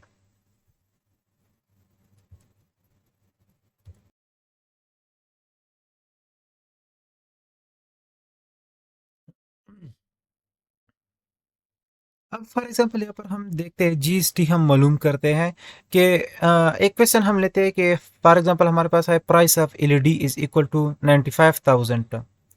जीएसटी इस पे कितना होगा? 17% है, यानी पाकिस्तान में जो जीएसटी लगता है वो 17% लगता है, तो अमाउंट ऑफ जीएसटी कितना होगा? 17 होगा। परसेंट की जगह पर हम डिवाइड बाय 100 कर देंगे, मल्टीप्लाइड बाय 95,000 हम लिख देंगे। तो ये 0 20 तो यहाँ पर कट जाएंगे, 17 मल्टीप्लाइड बाय 950 को हम मल्टीप्लाई करेंगे तो यहाँ पर आ जाएगा 16,150। कितना वो होगा? जीएसटी होगा 16,150 जीएसटी, यानी इतना अमाउंट उन्होंने जीएसटी के तौर पर पे करना होगा। नेक्स्ट है हमारे पास Umar works and factory on 2.2% commission. अब ये कमीशन का क्वेश्चन है। ऑन ईच आइटम सेल, जो भी वो आइटम सेल करता है उस पे 2.2% उसे कमीशन मिलता है। If he sold an item of RS 78,600, how much commission he got? अगर वो एक चीज सोल्ड करता है जिसकी कीमत है 78,600, तो उसे कितना कमीशन मिलेगा? फॉर एग्जांपल सबसे पहले हमने यहाँ पर 2.2% कमीशन है तो 2.2 लिखना है, और परसेंट की जगह पर हमने 100 लिख देना है, मल्टीप्लाइड बाय 78600 ये साथ में लिख देना है। तो 20 यहाँ पर कट हो जाएंगे और 20 यहाँ पर कट हो जाएंगे। ऊपर की 2.2 मल्टीप्लाइड बाय 786 को मल्टीप्लाइड कर दें तो यहाँ पर हमारे पास आ जाएगा 1729। उसे जो कमीशन मिलेगा, कितना कमीशन मिलेगा, 1729 रुपए कमीशन मिलेगा 2.2% के हिसाब से। सिंपल। फिर इसी तरह आप लोगों ने ये ज़कात को भी मालूम करना है, क्योंकि ज़कात का जो रेशो है वो कितना है, 2.5% है, ये आप लोगों ने याद रखना है। और फिर उसके बाद है ओशर। ओशर में जो 10% पहले जो उसका इरिगेटेड बाय नेचुरल वाटर है तो उसमें जो हिस्सा है वो है 10% ओशर आप लोगों को देना पड़ेगा। और एग्रीकल्चरल आइटम अगर आप लोग आर्टिफिशियल मीन से इरिगेट करते हो, यानी अगर आप ट्यूबवेल से या कुएं से या केनाल से उसको करते हो तो फिर वो उस पे जो ओशर की कीमत है वो है 5%। ठीक हो गया। नेक्स्ट है सबसेट एंड सुपरसेट। सबसेट क्या होता है, a set A is called subset of set B if every element of A belongs to set B. Set A से सबसेट, हमारे पास जो सेट ए है वो सेट बी का सबसेट तब कहलाया जाएगा जब हर एलिमेंट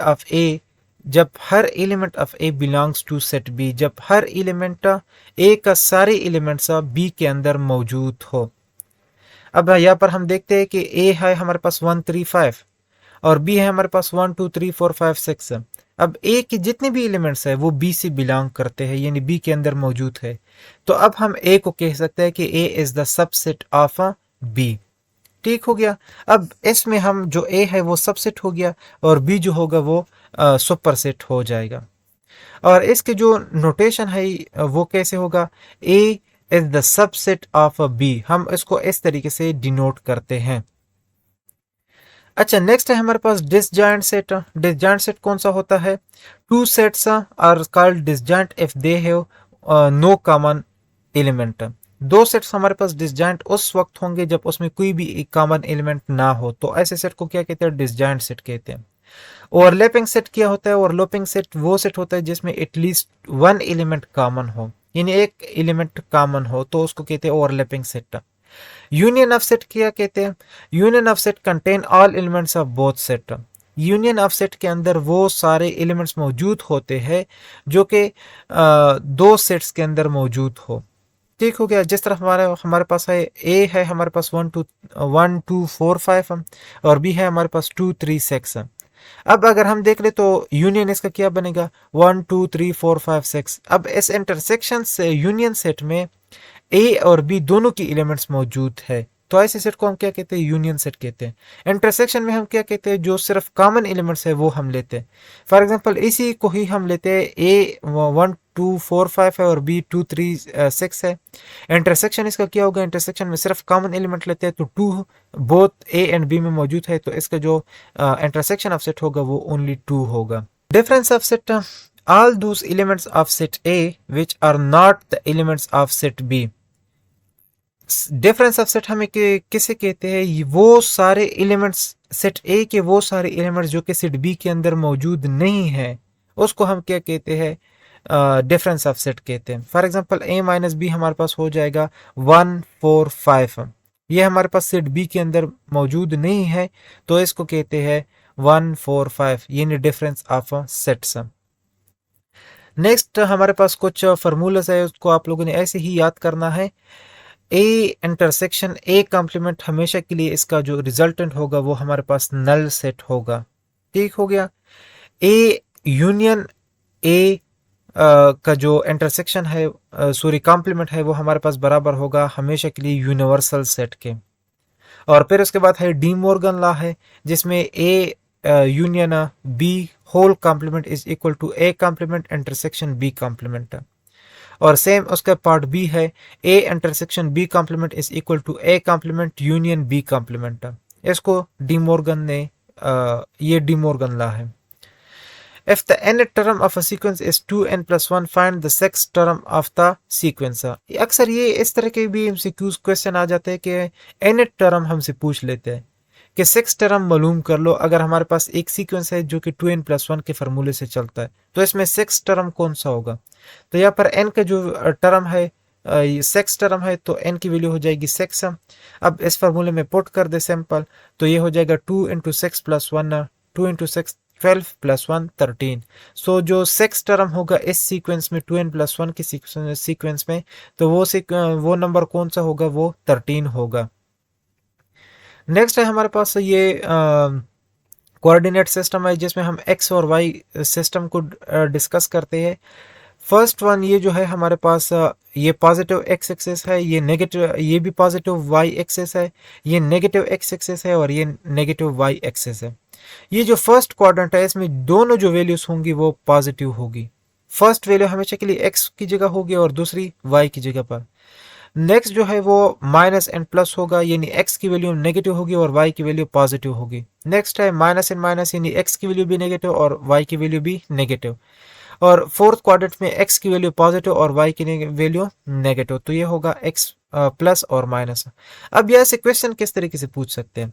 फॉर एग्जांपल कोई नंबर हमें देगा कि -5 और +3, ये कौन से क्वाड्रेंट में आएगा, तो ये आएगा हमारे पास सेकंड क्वाड्रेंट में, क्योंकि फर्स्ट प्लेस पर हमारे पास हमेशा के लिए एक्स होता है और सेकंड प्लेस पर 3 होता है।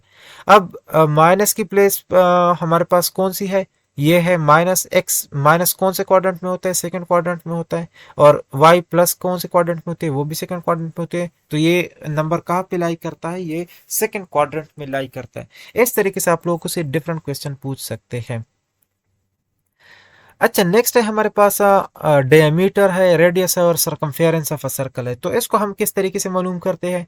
सबसे पहले पाई की वैल्यू हमारे पास किस चीज के बराबर होती है, 22/7 के बराबर होते हैं, जो कि आगे हमारे पास 3.14 के बराबर हो जाती है।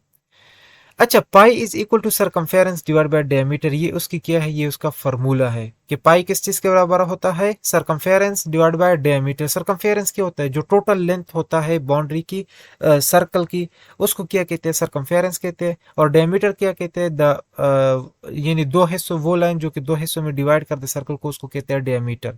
रेडियाई कैसे कहते हैं, सेंटर पॉइंट से जो किसी भी एक सर्कमफेरेंस के पॉइंट से आप सेंटर तक का जो लाइन होता है उसको कहते हैं रेडियाई है। ठीक हो गया। अब C is equal to pi D. अब इसी फार्मूले से हमने इस चीज को निकाल दिया कि सरकमफेरेंस इज इक्वल टू, इन दोनों को आपस में मल्टीप्लाई कर देंगे तो पाई मल्टीप्लाइड बाय डायमीटर हो जाएगा। अब डायमीटर के जैसे हमें पता है कि ये 2r के बराबर होता है, यानी अगर हम डायमीटर को दो हिस्सों में कन्वर्ट करें तो ये 2 रेडियाई बन जाते हैं, यानी 2 रेडियस इसमें आ जाते हैं। तो इसलिए हम उसको कहते हैं 2r। अब डायमीटर की जगह पर हम लिख देंगे 2r, तो ये हमारे पास circumference of a circle is equal to 2πr। ये हमारे पास फॉर्मूला बन जाएगा सरकमफेरेंस ऑफ अ सर्कल। और फिर एरिया ऑफ अ सर्कल किस चीज के बराबर है, ये डायरेक्टली मैंने यहाँ पर लिख दिया है, वो है हमारे पास πr²। ठीक हो गया। यहाँ पर है total surface area of a cylinder कितना होता है, 2πr and 2r plus h। और वॉल्यूम ऑफ अ सिलेंडर कितना होता है, πr³ h। रेंज हमारे पास क्या होता है, highest value minus lowest value, उसको हम क्या कहते हैं, रेंज कहते हैं। यानी एक क्लास है उसमें 2 वैल्यूज है, एक हाईएस्ट है और एक लोवेस्ट है, हाईएस्ट से लोवेस्ट को माइनस कर दो तो वो हमारे पास रेंज आ जाएगा। मूड जिस तरीके से पहले हमने डिस्कस किया था, मूड किसे कहते हैं, जो डेटा के अंदर जो मैक्सिमम नंबर रिपीट हुआ है उसको कहते हैं हम मूड। ठीक हो गया। इसके साथ ही हम चलते हैं क्लास 8 की तरफ। अच्छा, इसमें कुछ प्रॉपर्टीज है उसको हम पहले देखते हैं। रिफ्लेक्सिव प्रॉपर्टी है, व्हेन अ वैल्यू और number is equal to itself then it is called reflexive property. जब एक नंबर दूसरे नंबर की इक्वल हो जाए तो उसको प्रॉपर्टी को क्या कहते हैं, रिफ्लेक्सिव प्रॉपर्टी कहते हैं। जिस तरह 3 इज इक्वल टू 3 या √2 इज इक्वल टू √2 या -1 इज इक्वल टू -1, तो ये सब एक दूसरे की इक्वल होते हैं, तो इस प्रॉपर्टी को क्या कहते हैं, रिफ्लेक्सिव प्रॉपर्टी कहते हैं। नेक्स्ट है हमारे पास साइमेट्रिक प्रॉपर्टी। साइमेट्रिक प्रॉपर्टी कौन सी होती है, if a is equal to b and b is equal to a, तो इसको क्या कहते हैं, साइमेट्रिक प्रॉपर्टी। यानी या हम इसको इस तरीके से भी कह सकते हैं कि 2 + a is equal to B या b is equal to 2 + a, यानी हम उसकी प्लेस को सिर्फ चेंज करते हैं, वैल्यूज की प्लेस को चेंज करते हैं, तो ऐसे को हम क्या कहते हैं, साइमेट्रिक प्रॉपर्टी। नेक्स्ट है हमारे पास ट्रांजिटिव प्रॉपर्टी। ट्रांजिटिव प्रॉपर्टी किसे कहते हैं कि if a is equal to b and b is equal to c then a is equal to c. ये नहीं, इसमें हम रिलेशन मालूम करते हैं between the mean and extreme. तो इसमें जो एक्सट्रीम होगा वो ए और सी है, तो ए और सी भी हमारे पास बराबर होंगे। नेक्स्ट है हमारे पास प्रोपोर्शन। प्रोपोर्शन किया है, equality of two ratios is called proportion. दो रेशियोज की इक्विलिटी को क्या कहते हैं? प्रोपोर्शन कहते हैं। ये प्रोपोर्शन के पर टू टाइप्स है, एक है डायरेक्ट प्रोपोर्शन और एक है इनवर्स प्रोपोर्शन। डायरेक्ट प्रोपोर्शन वो होता है जिसमें अगर हम एक क्वालिटी को इंक्रीज करेंगे तो दूसरा क्वालिटी भी इंक्रीज होगा, अगर हम उसको डिक्रीज करेंगे तो दूसरा क्वालिटी भी डिक्रीज होगा। इनवर्स प्रोपोर्शन कौन सा होता है? A is inverse proportional to b कौन सा होगा? जब हम ए को इंक्रीज करेंगे तो बी डिक्रीज होगा, या बी को डिक्रीज करेंगे तो ए इंक्रीज होगा। इस तरीके का जो रिलेशनशिप होता है उसको कहते हैं इनवर्स प्रोपोर्शन। अच्छा, अब जब हम डायरेक्ट प्रोपोर्शन में रेशियो लेते हैं, यानी ए ratio B is equal to C ratio D, तो इसमें हमने कैसे मालूम करना है? इसमें हमने ये दोनों एरोज नीचे से ऊपर की तरफ है, यानी सी डिवाइड बाई ए होगा और ये इज इक्वल टू हो जाएगा डी डिवाइडेड बाई बी। तो इस तरीके से आप लोगों ने डायरेक्ट प्रोपोर्शन को मालूम करना होगा। इसको आगे थोड़ा मैं समझाता भी हूँ क्वेश्चन प्रॉब्लम के थ्रू, तो आप लोग को समझ आ जाएगी। फिलहाल आप लोग इसको रट ले ऐसी ही। नेक्स्ट है हमारे पास ए डिवाइडेड बाय, अब ये हमारे पास है A ratio B and C ratio D. A ratio B अगर इनवर्स प्रोपोर्शन है तो ये तो हमने ए रेशियो सी तो हमने सीधा लिखना है, यानी जिस तरह हमने यहाँ पर लिखा हुआ था सी डिवाइड बाय ए।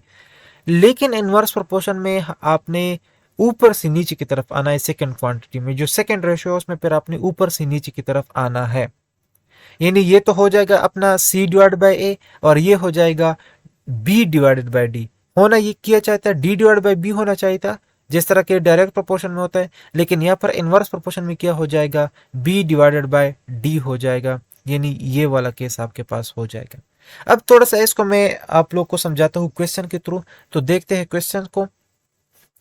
अब क्वेश्चन किया है हमारे साथ, 12 men कंप्लीट कंस्ट्रक्शन इन 6 days। 12 लोग हैं और वो 6 दिन के अंदर एक कंस्ट्रक्शन को कंप्लीट करते हैं।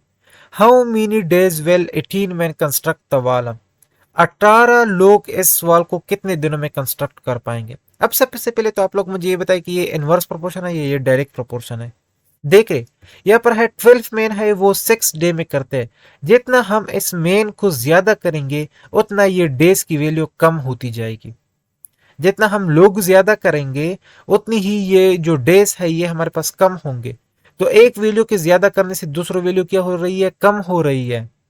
तो इसको क्या कहते हैं? इनवर्स कहते हैं। अब यहाँ पर हमने ये डेज और मेन लिखने हैं। 6 जब मेन है, सॉरी 6 डेज जब है तो 12 मेन होंगे, और जब 18 डेज होंगे तब हमने मालूम करना है कि ये क्या होगा। अब मैंने ऊपर आप लोग को फार्मूला लेके था कि फर्स्ट जो रेशो होगा उसमें तो नीचे से ऊपर होगा एज यूजुअल, वो तो वही है। लेकिन इनवर्स प्रोपोर्शन में आपने सेकंड वाला जो लिखना है वो ऊपर से नीचे की तरफ होगा, फिर वो क्या होगा? ऊपर से नीचे की तरफ। अब यहाँ पर आप लोगों ने उसको कैसे लिखना है? 6 डिवाइड बाई एक्स, ये तो हो जाएगा अपना, और इसको आप लोगों ने फिर उल्टा लिखना है, 12 डिवाइड बाई 18 लिखना होगा। फिर आप लोग ने इसको सॉल्व करना है तो हमारे पास जो आंसर होगा वो आ जाएगा 4 डेज। यानी अगर हम 12 के बजाय 18 मेन करते तो हमारे पास क्या आ जाएगा? 4 डेज आ जाएगा। ठीक हो गया। ये सिंपल वही रेशियो वाला क्वेश्चन है, लेकिन यहाँ पर सिर्फ ये इनवर्स वाली चीज आप लोग को समझानी थी। ठीक हो गया, और वही आप लोग समझ गए। Got it my point. अब यहाँ पर हम देखते हैं डायरेक्ट प्रोपोर्शन वाले को। अब डायरेक्ट प्रोपोर्शन वाले में क्या करना है? Children pack 128 gifts boxes to 4 hours and 4 hours. 128 gift 4 hour में उन्होंने चिल्ड्रन ने पैक कर दिए। How many gifts will they pack in 7 hours. 7 घंटों में वो कितने गिफ्ट्स पैक करेंगे? अब यहाँ पर अगर हम देखें तो जब हम ये गिफ्ट ज्यादा करेंगे, जितने पैक गिफ्ट पैक ज्यादा करेंगे उतनी ही ये घंटे भी ज्यादा होंगे। यानी जितना ये गिफ्ट ज्यादा होंगे उतना ही ये ज्यादा टाइम लेगा पैक करने में। तो क्या है? डायरेक्ट प्रोपोर्शन है दोनों के बीच में। तो दोनों के बीच में जब डायरेक्ट प्रोपोर्शन होगा तो ये दोनों बॉटम टू टॉप होगा। फिर अब इसको आपने किस तरीके से करना है? x डिवाइड बाई 128 और ये 7 डिवाइड बाई 4 आपने करना है। फिर इसको सॉल्व करना है तो इसमें जो 7 हावर्स में कितने गिफ्ट पैक होंगे? वो 224 गिफ्ट जो है वो पैक होंगे। बाकी सिंपल डिवीजन है तो आप लोगों ने सिंपल तरीके से कर देनी है। अच्छा, नेक्स्ट है हमारे पास direct proportion will always produce straight line graph. अगर हम उसको ग्राफिकली रिप्रेजेंट करें तो डायरेक्ट प्रोपोर्शन का स्ट्रेट लाइन ग्राफ होगा और इनवर्स प्रोपोर्शन का हमारे पास कर्व्ड ग्राफ होगा। Got my point. नेक्स्ट हमारे पास सेट के चैप्टर से कुछ वो है वैल्यूज है, उसको हम किस से रिप्रेजेंट करते हैं। आई को हम आई किस के लिए यूज करते हैं, सच डेट के लिए यूज करते हैं। ई हम किस चीज के लिए यूज करते हैं, ये वाला साइन ये बिलोंग टू के लिए यूज करते हैं। और ये वाला साइन हम यूज करते हैं डज नॉट बिलोंग टू के लिए। ये जो अपर केप है ये हम यूज करते हैं एंड के लिए, और ये जो लोअर केप है ये हम यूज करते हैं आर के लिए। ठीक हो गया, ये हम सेट में यूज करते हैं। इसके बाद है Augustus De Morgan formulated Morgan law. Morgan law का जो साइंटिस्ट था उसका असल नाम था अगस्टस डी मॉर्गन, और उसके टू पार्ट्स थे। वो पहले भी मैंने आप लोगों के साथ डिस्कस किए थे, यहाँ पर ये दोबारा से मैंने सॉरी ये रिपीटिशन हो गई है, लेकिन ये एक पॉइंट आप लोगों के पास ज्यादा आ गया कि अगस्टस डी मॉर्गन जो था उन्होंने ये डी मॉर्गन लॉ दिए थे। नेक्स्ट है हमारे पास सीक्वेंस। अब सीक्वेंस में क्या है, एक है हमारे पास फिबोनेसी सीक्वेंस। फिबोनेसी सीक्वेंस कौन सा होता है, ये वो सीक्वेंस होता है जिसमें each term of the sequence is obtained by adding the previous two terms together. ये वो सीक्वेंस होता है जिसमें हर टर्म जो होता है ये वो पिछले दो टर्म्स के कम्बिनेशन से, सम से या एडिशन से बना होता है। फॉर एग्जाम्पल अगर हम यहाँ पर देख ले 1 1 2 3 5 8, अब इसमें क्या है, ये वन जो है इस ये वन कहाँ से आया है, ये वन है और ये वन की एडिशन से आया हुआ है। और ये जब वन की वन से हम ऐड करते हैं तो इससे टू आता है, फिर वन को टू से ऐड करते हैं तो इससे थ्री आता है, टू से थ्री को ऐड करते हैं तो फाइव आता है, थ्री टू फाइव को ऐड करते हैं तो एट आता है।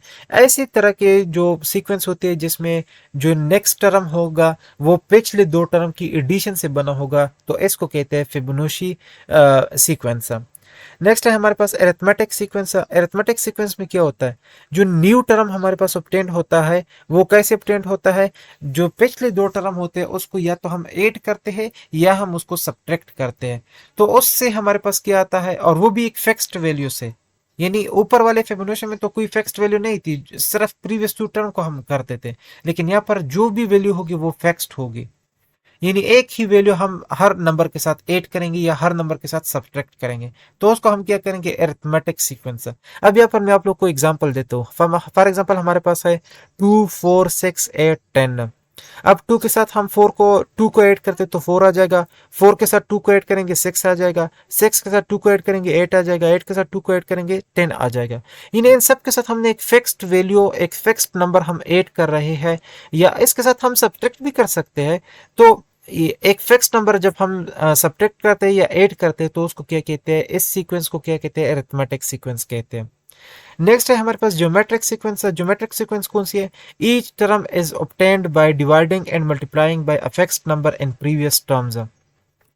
इसमें क्या होता है, जिस तरह अरिथमेटिक में जो पिछले टर्म्स होते हैं उसको इसके साथ हम कोई भी नंबर, फिक्स्ड नंबर ऐड करते हैं या सब्ट्रैक्ट करते हैं, यहाँ पर हम या तो डिवाइड करेंगे या मल्टीप्लाई करेंगे। सिंपल यही फर्क है कि पिछले जो नंबर होते हैं उसके साथ एक फिक्स्ड नंबर को या तो हम डिवाइड करेंगे या मल्टीप्लाई करेंगे। एग्जाम्पल देखते हैं हम, 5 है, 10 है, 20 है, 40 है। 5 के साथ हम 2 को मल्टीप्लाई करते हैं तो 10 आता है, 10 के साथ 2 को मल्टीप्लाई करता है 20 आता है, 20 के साथ 2 को मल्टीप्लाई करते हैं तो 40 आता है, 40 के साथ 2 को मल्टीप्लाई करते हैं 80 आता है, 80 के साथ 2 को मल्टीप्लाई करते हैं 160 आता है। तो इस तरीके से ये सीक्वेंस जाएगा, यानी इसमें हम एक फिक्स्ड नंबर मल्टीप्लाई कर रहे हैं, 2 को हम क्या कर रहे हैं, मल्टीप्लाई कर रहे हैं, तो ये क्या है, हमारे पास ज्योमेट्रिक सीक्वेंस बनता है इस वैल्यूज से।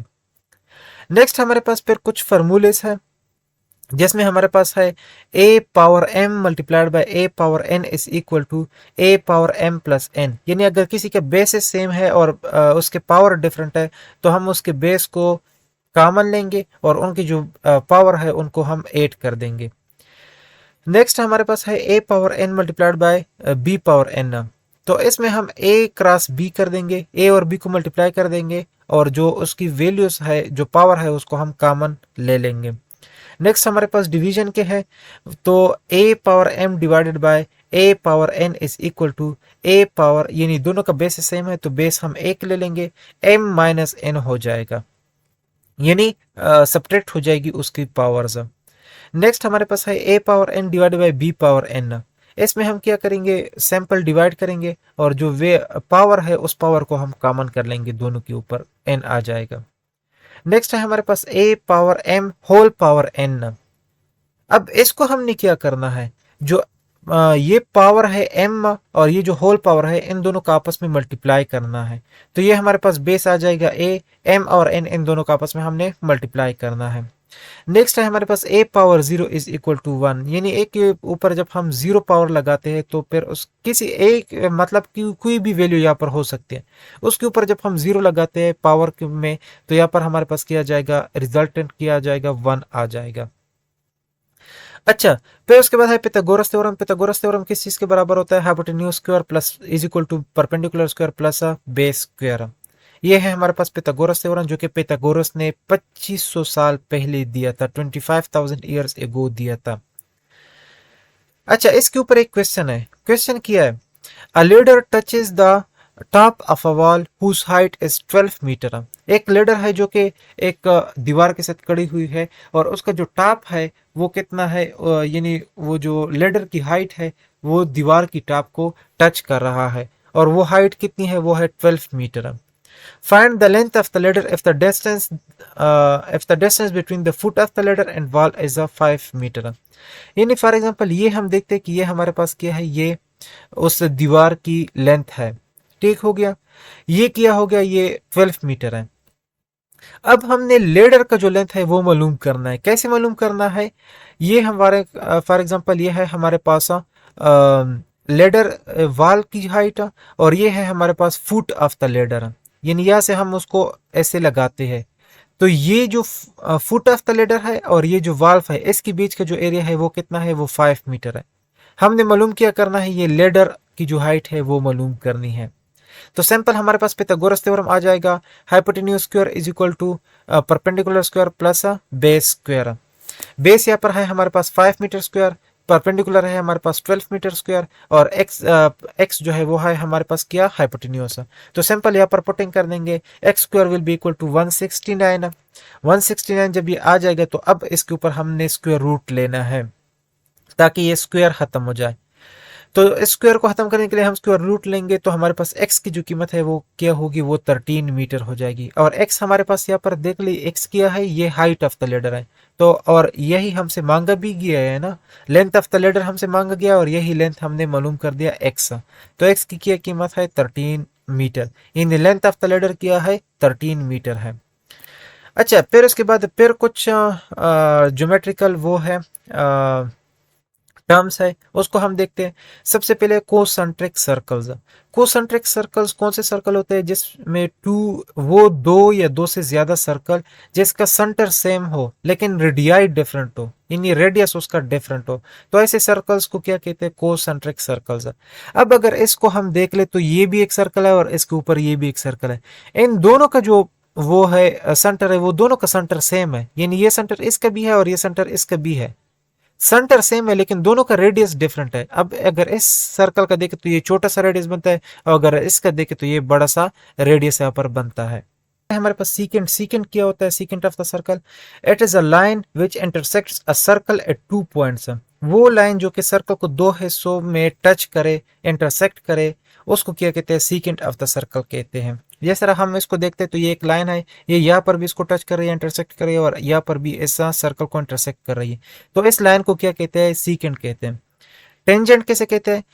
It is a line which touches a circle eight only one point. ये वो लाइन होती है जो कि सर्कल को सिर्फ एक पॉइंट पर ही टच करती है, तो इसको क्या कहते हैं? टेंजेंट ऑफ द सर्कल कहते हैं। जिस तरह हम इस सर्कल को देखते हैं ना, तो ये लाइन उसको सिर्फ एक हिस्से में यानी यहाँ पर ही उसको टच करते हैं, तो उसको क्या कहते हैं? टेंजेंट ऑफ द सर्कल कहते हैं। नेक्स्ट क्या होता है? कंसाइक्लिक पॉइंट। कंसाइक्लिक पॉइंट क्या होते हैं? ये those points lying on the circumference of the same circle. ये वो कॉम्बिनेशन ऑफ पॉइंट्स होते हैं जो कि एक ही सर्कल के सर्कमफेरेंस पर मौजूद होते हैं। तो ऐसे पॉइंट्स को क्या कहते हैं? कंसाइक्लिक पॉइंट्स कहते हैं। नेक्स्ट है हमारे पास कंग्रुएंट फिगर। कंग्रुएंट फिगर कौन से होते हैं? ये हमारे पास वो ऑब्जेक्ट से फिगर होते हैं जो कि एक जिसका शेप और साइज दोनों सेम हो, तो ऐसी फिगर्स को क्या कहते हैं? कॉन्ग्रुएंट फिगर्स कहते हैं। अच्छा, इसके साथ ही हमारा मैथ्स का पोर्शन खत्म हो गया।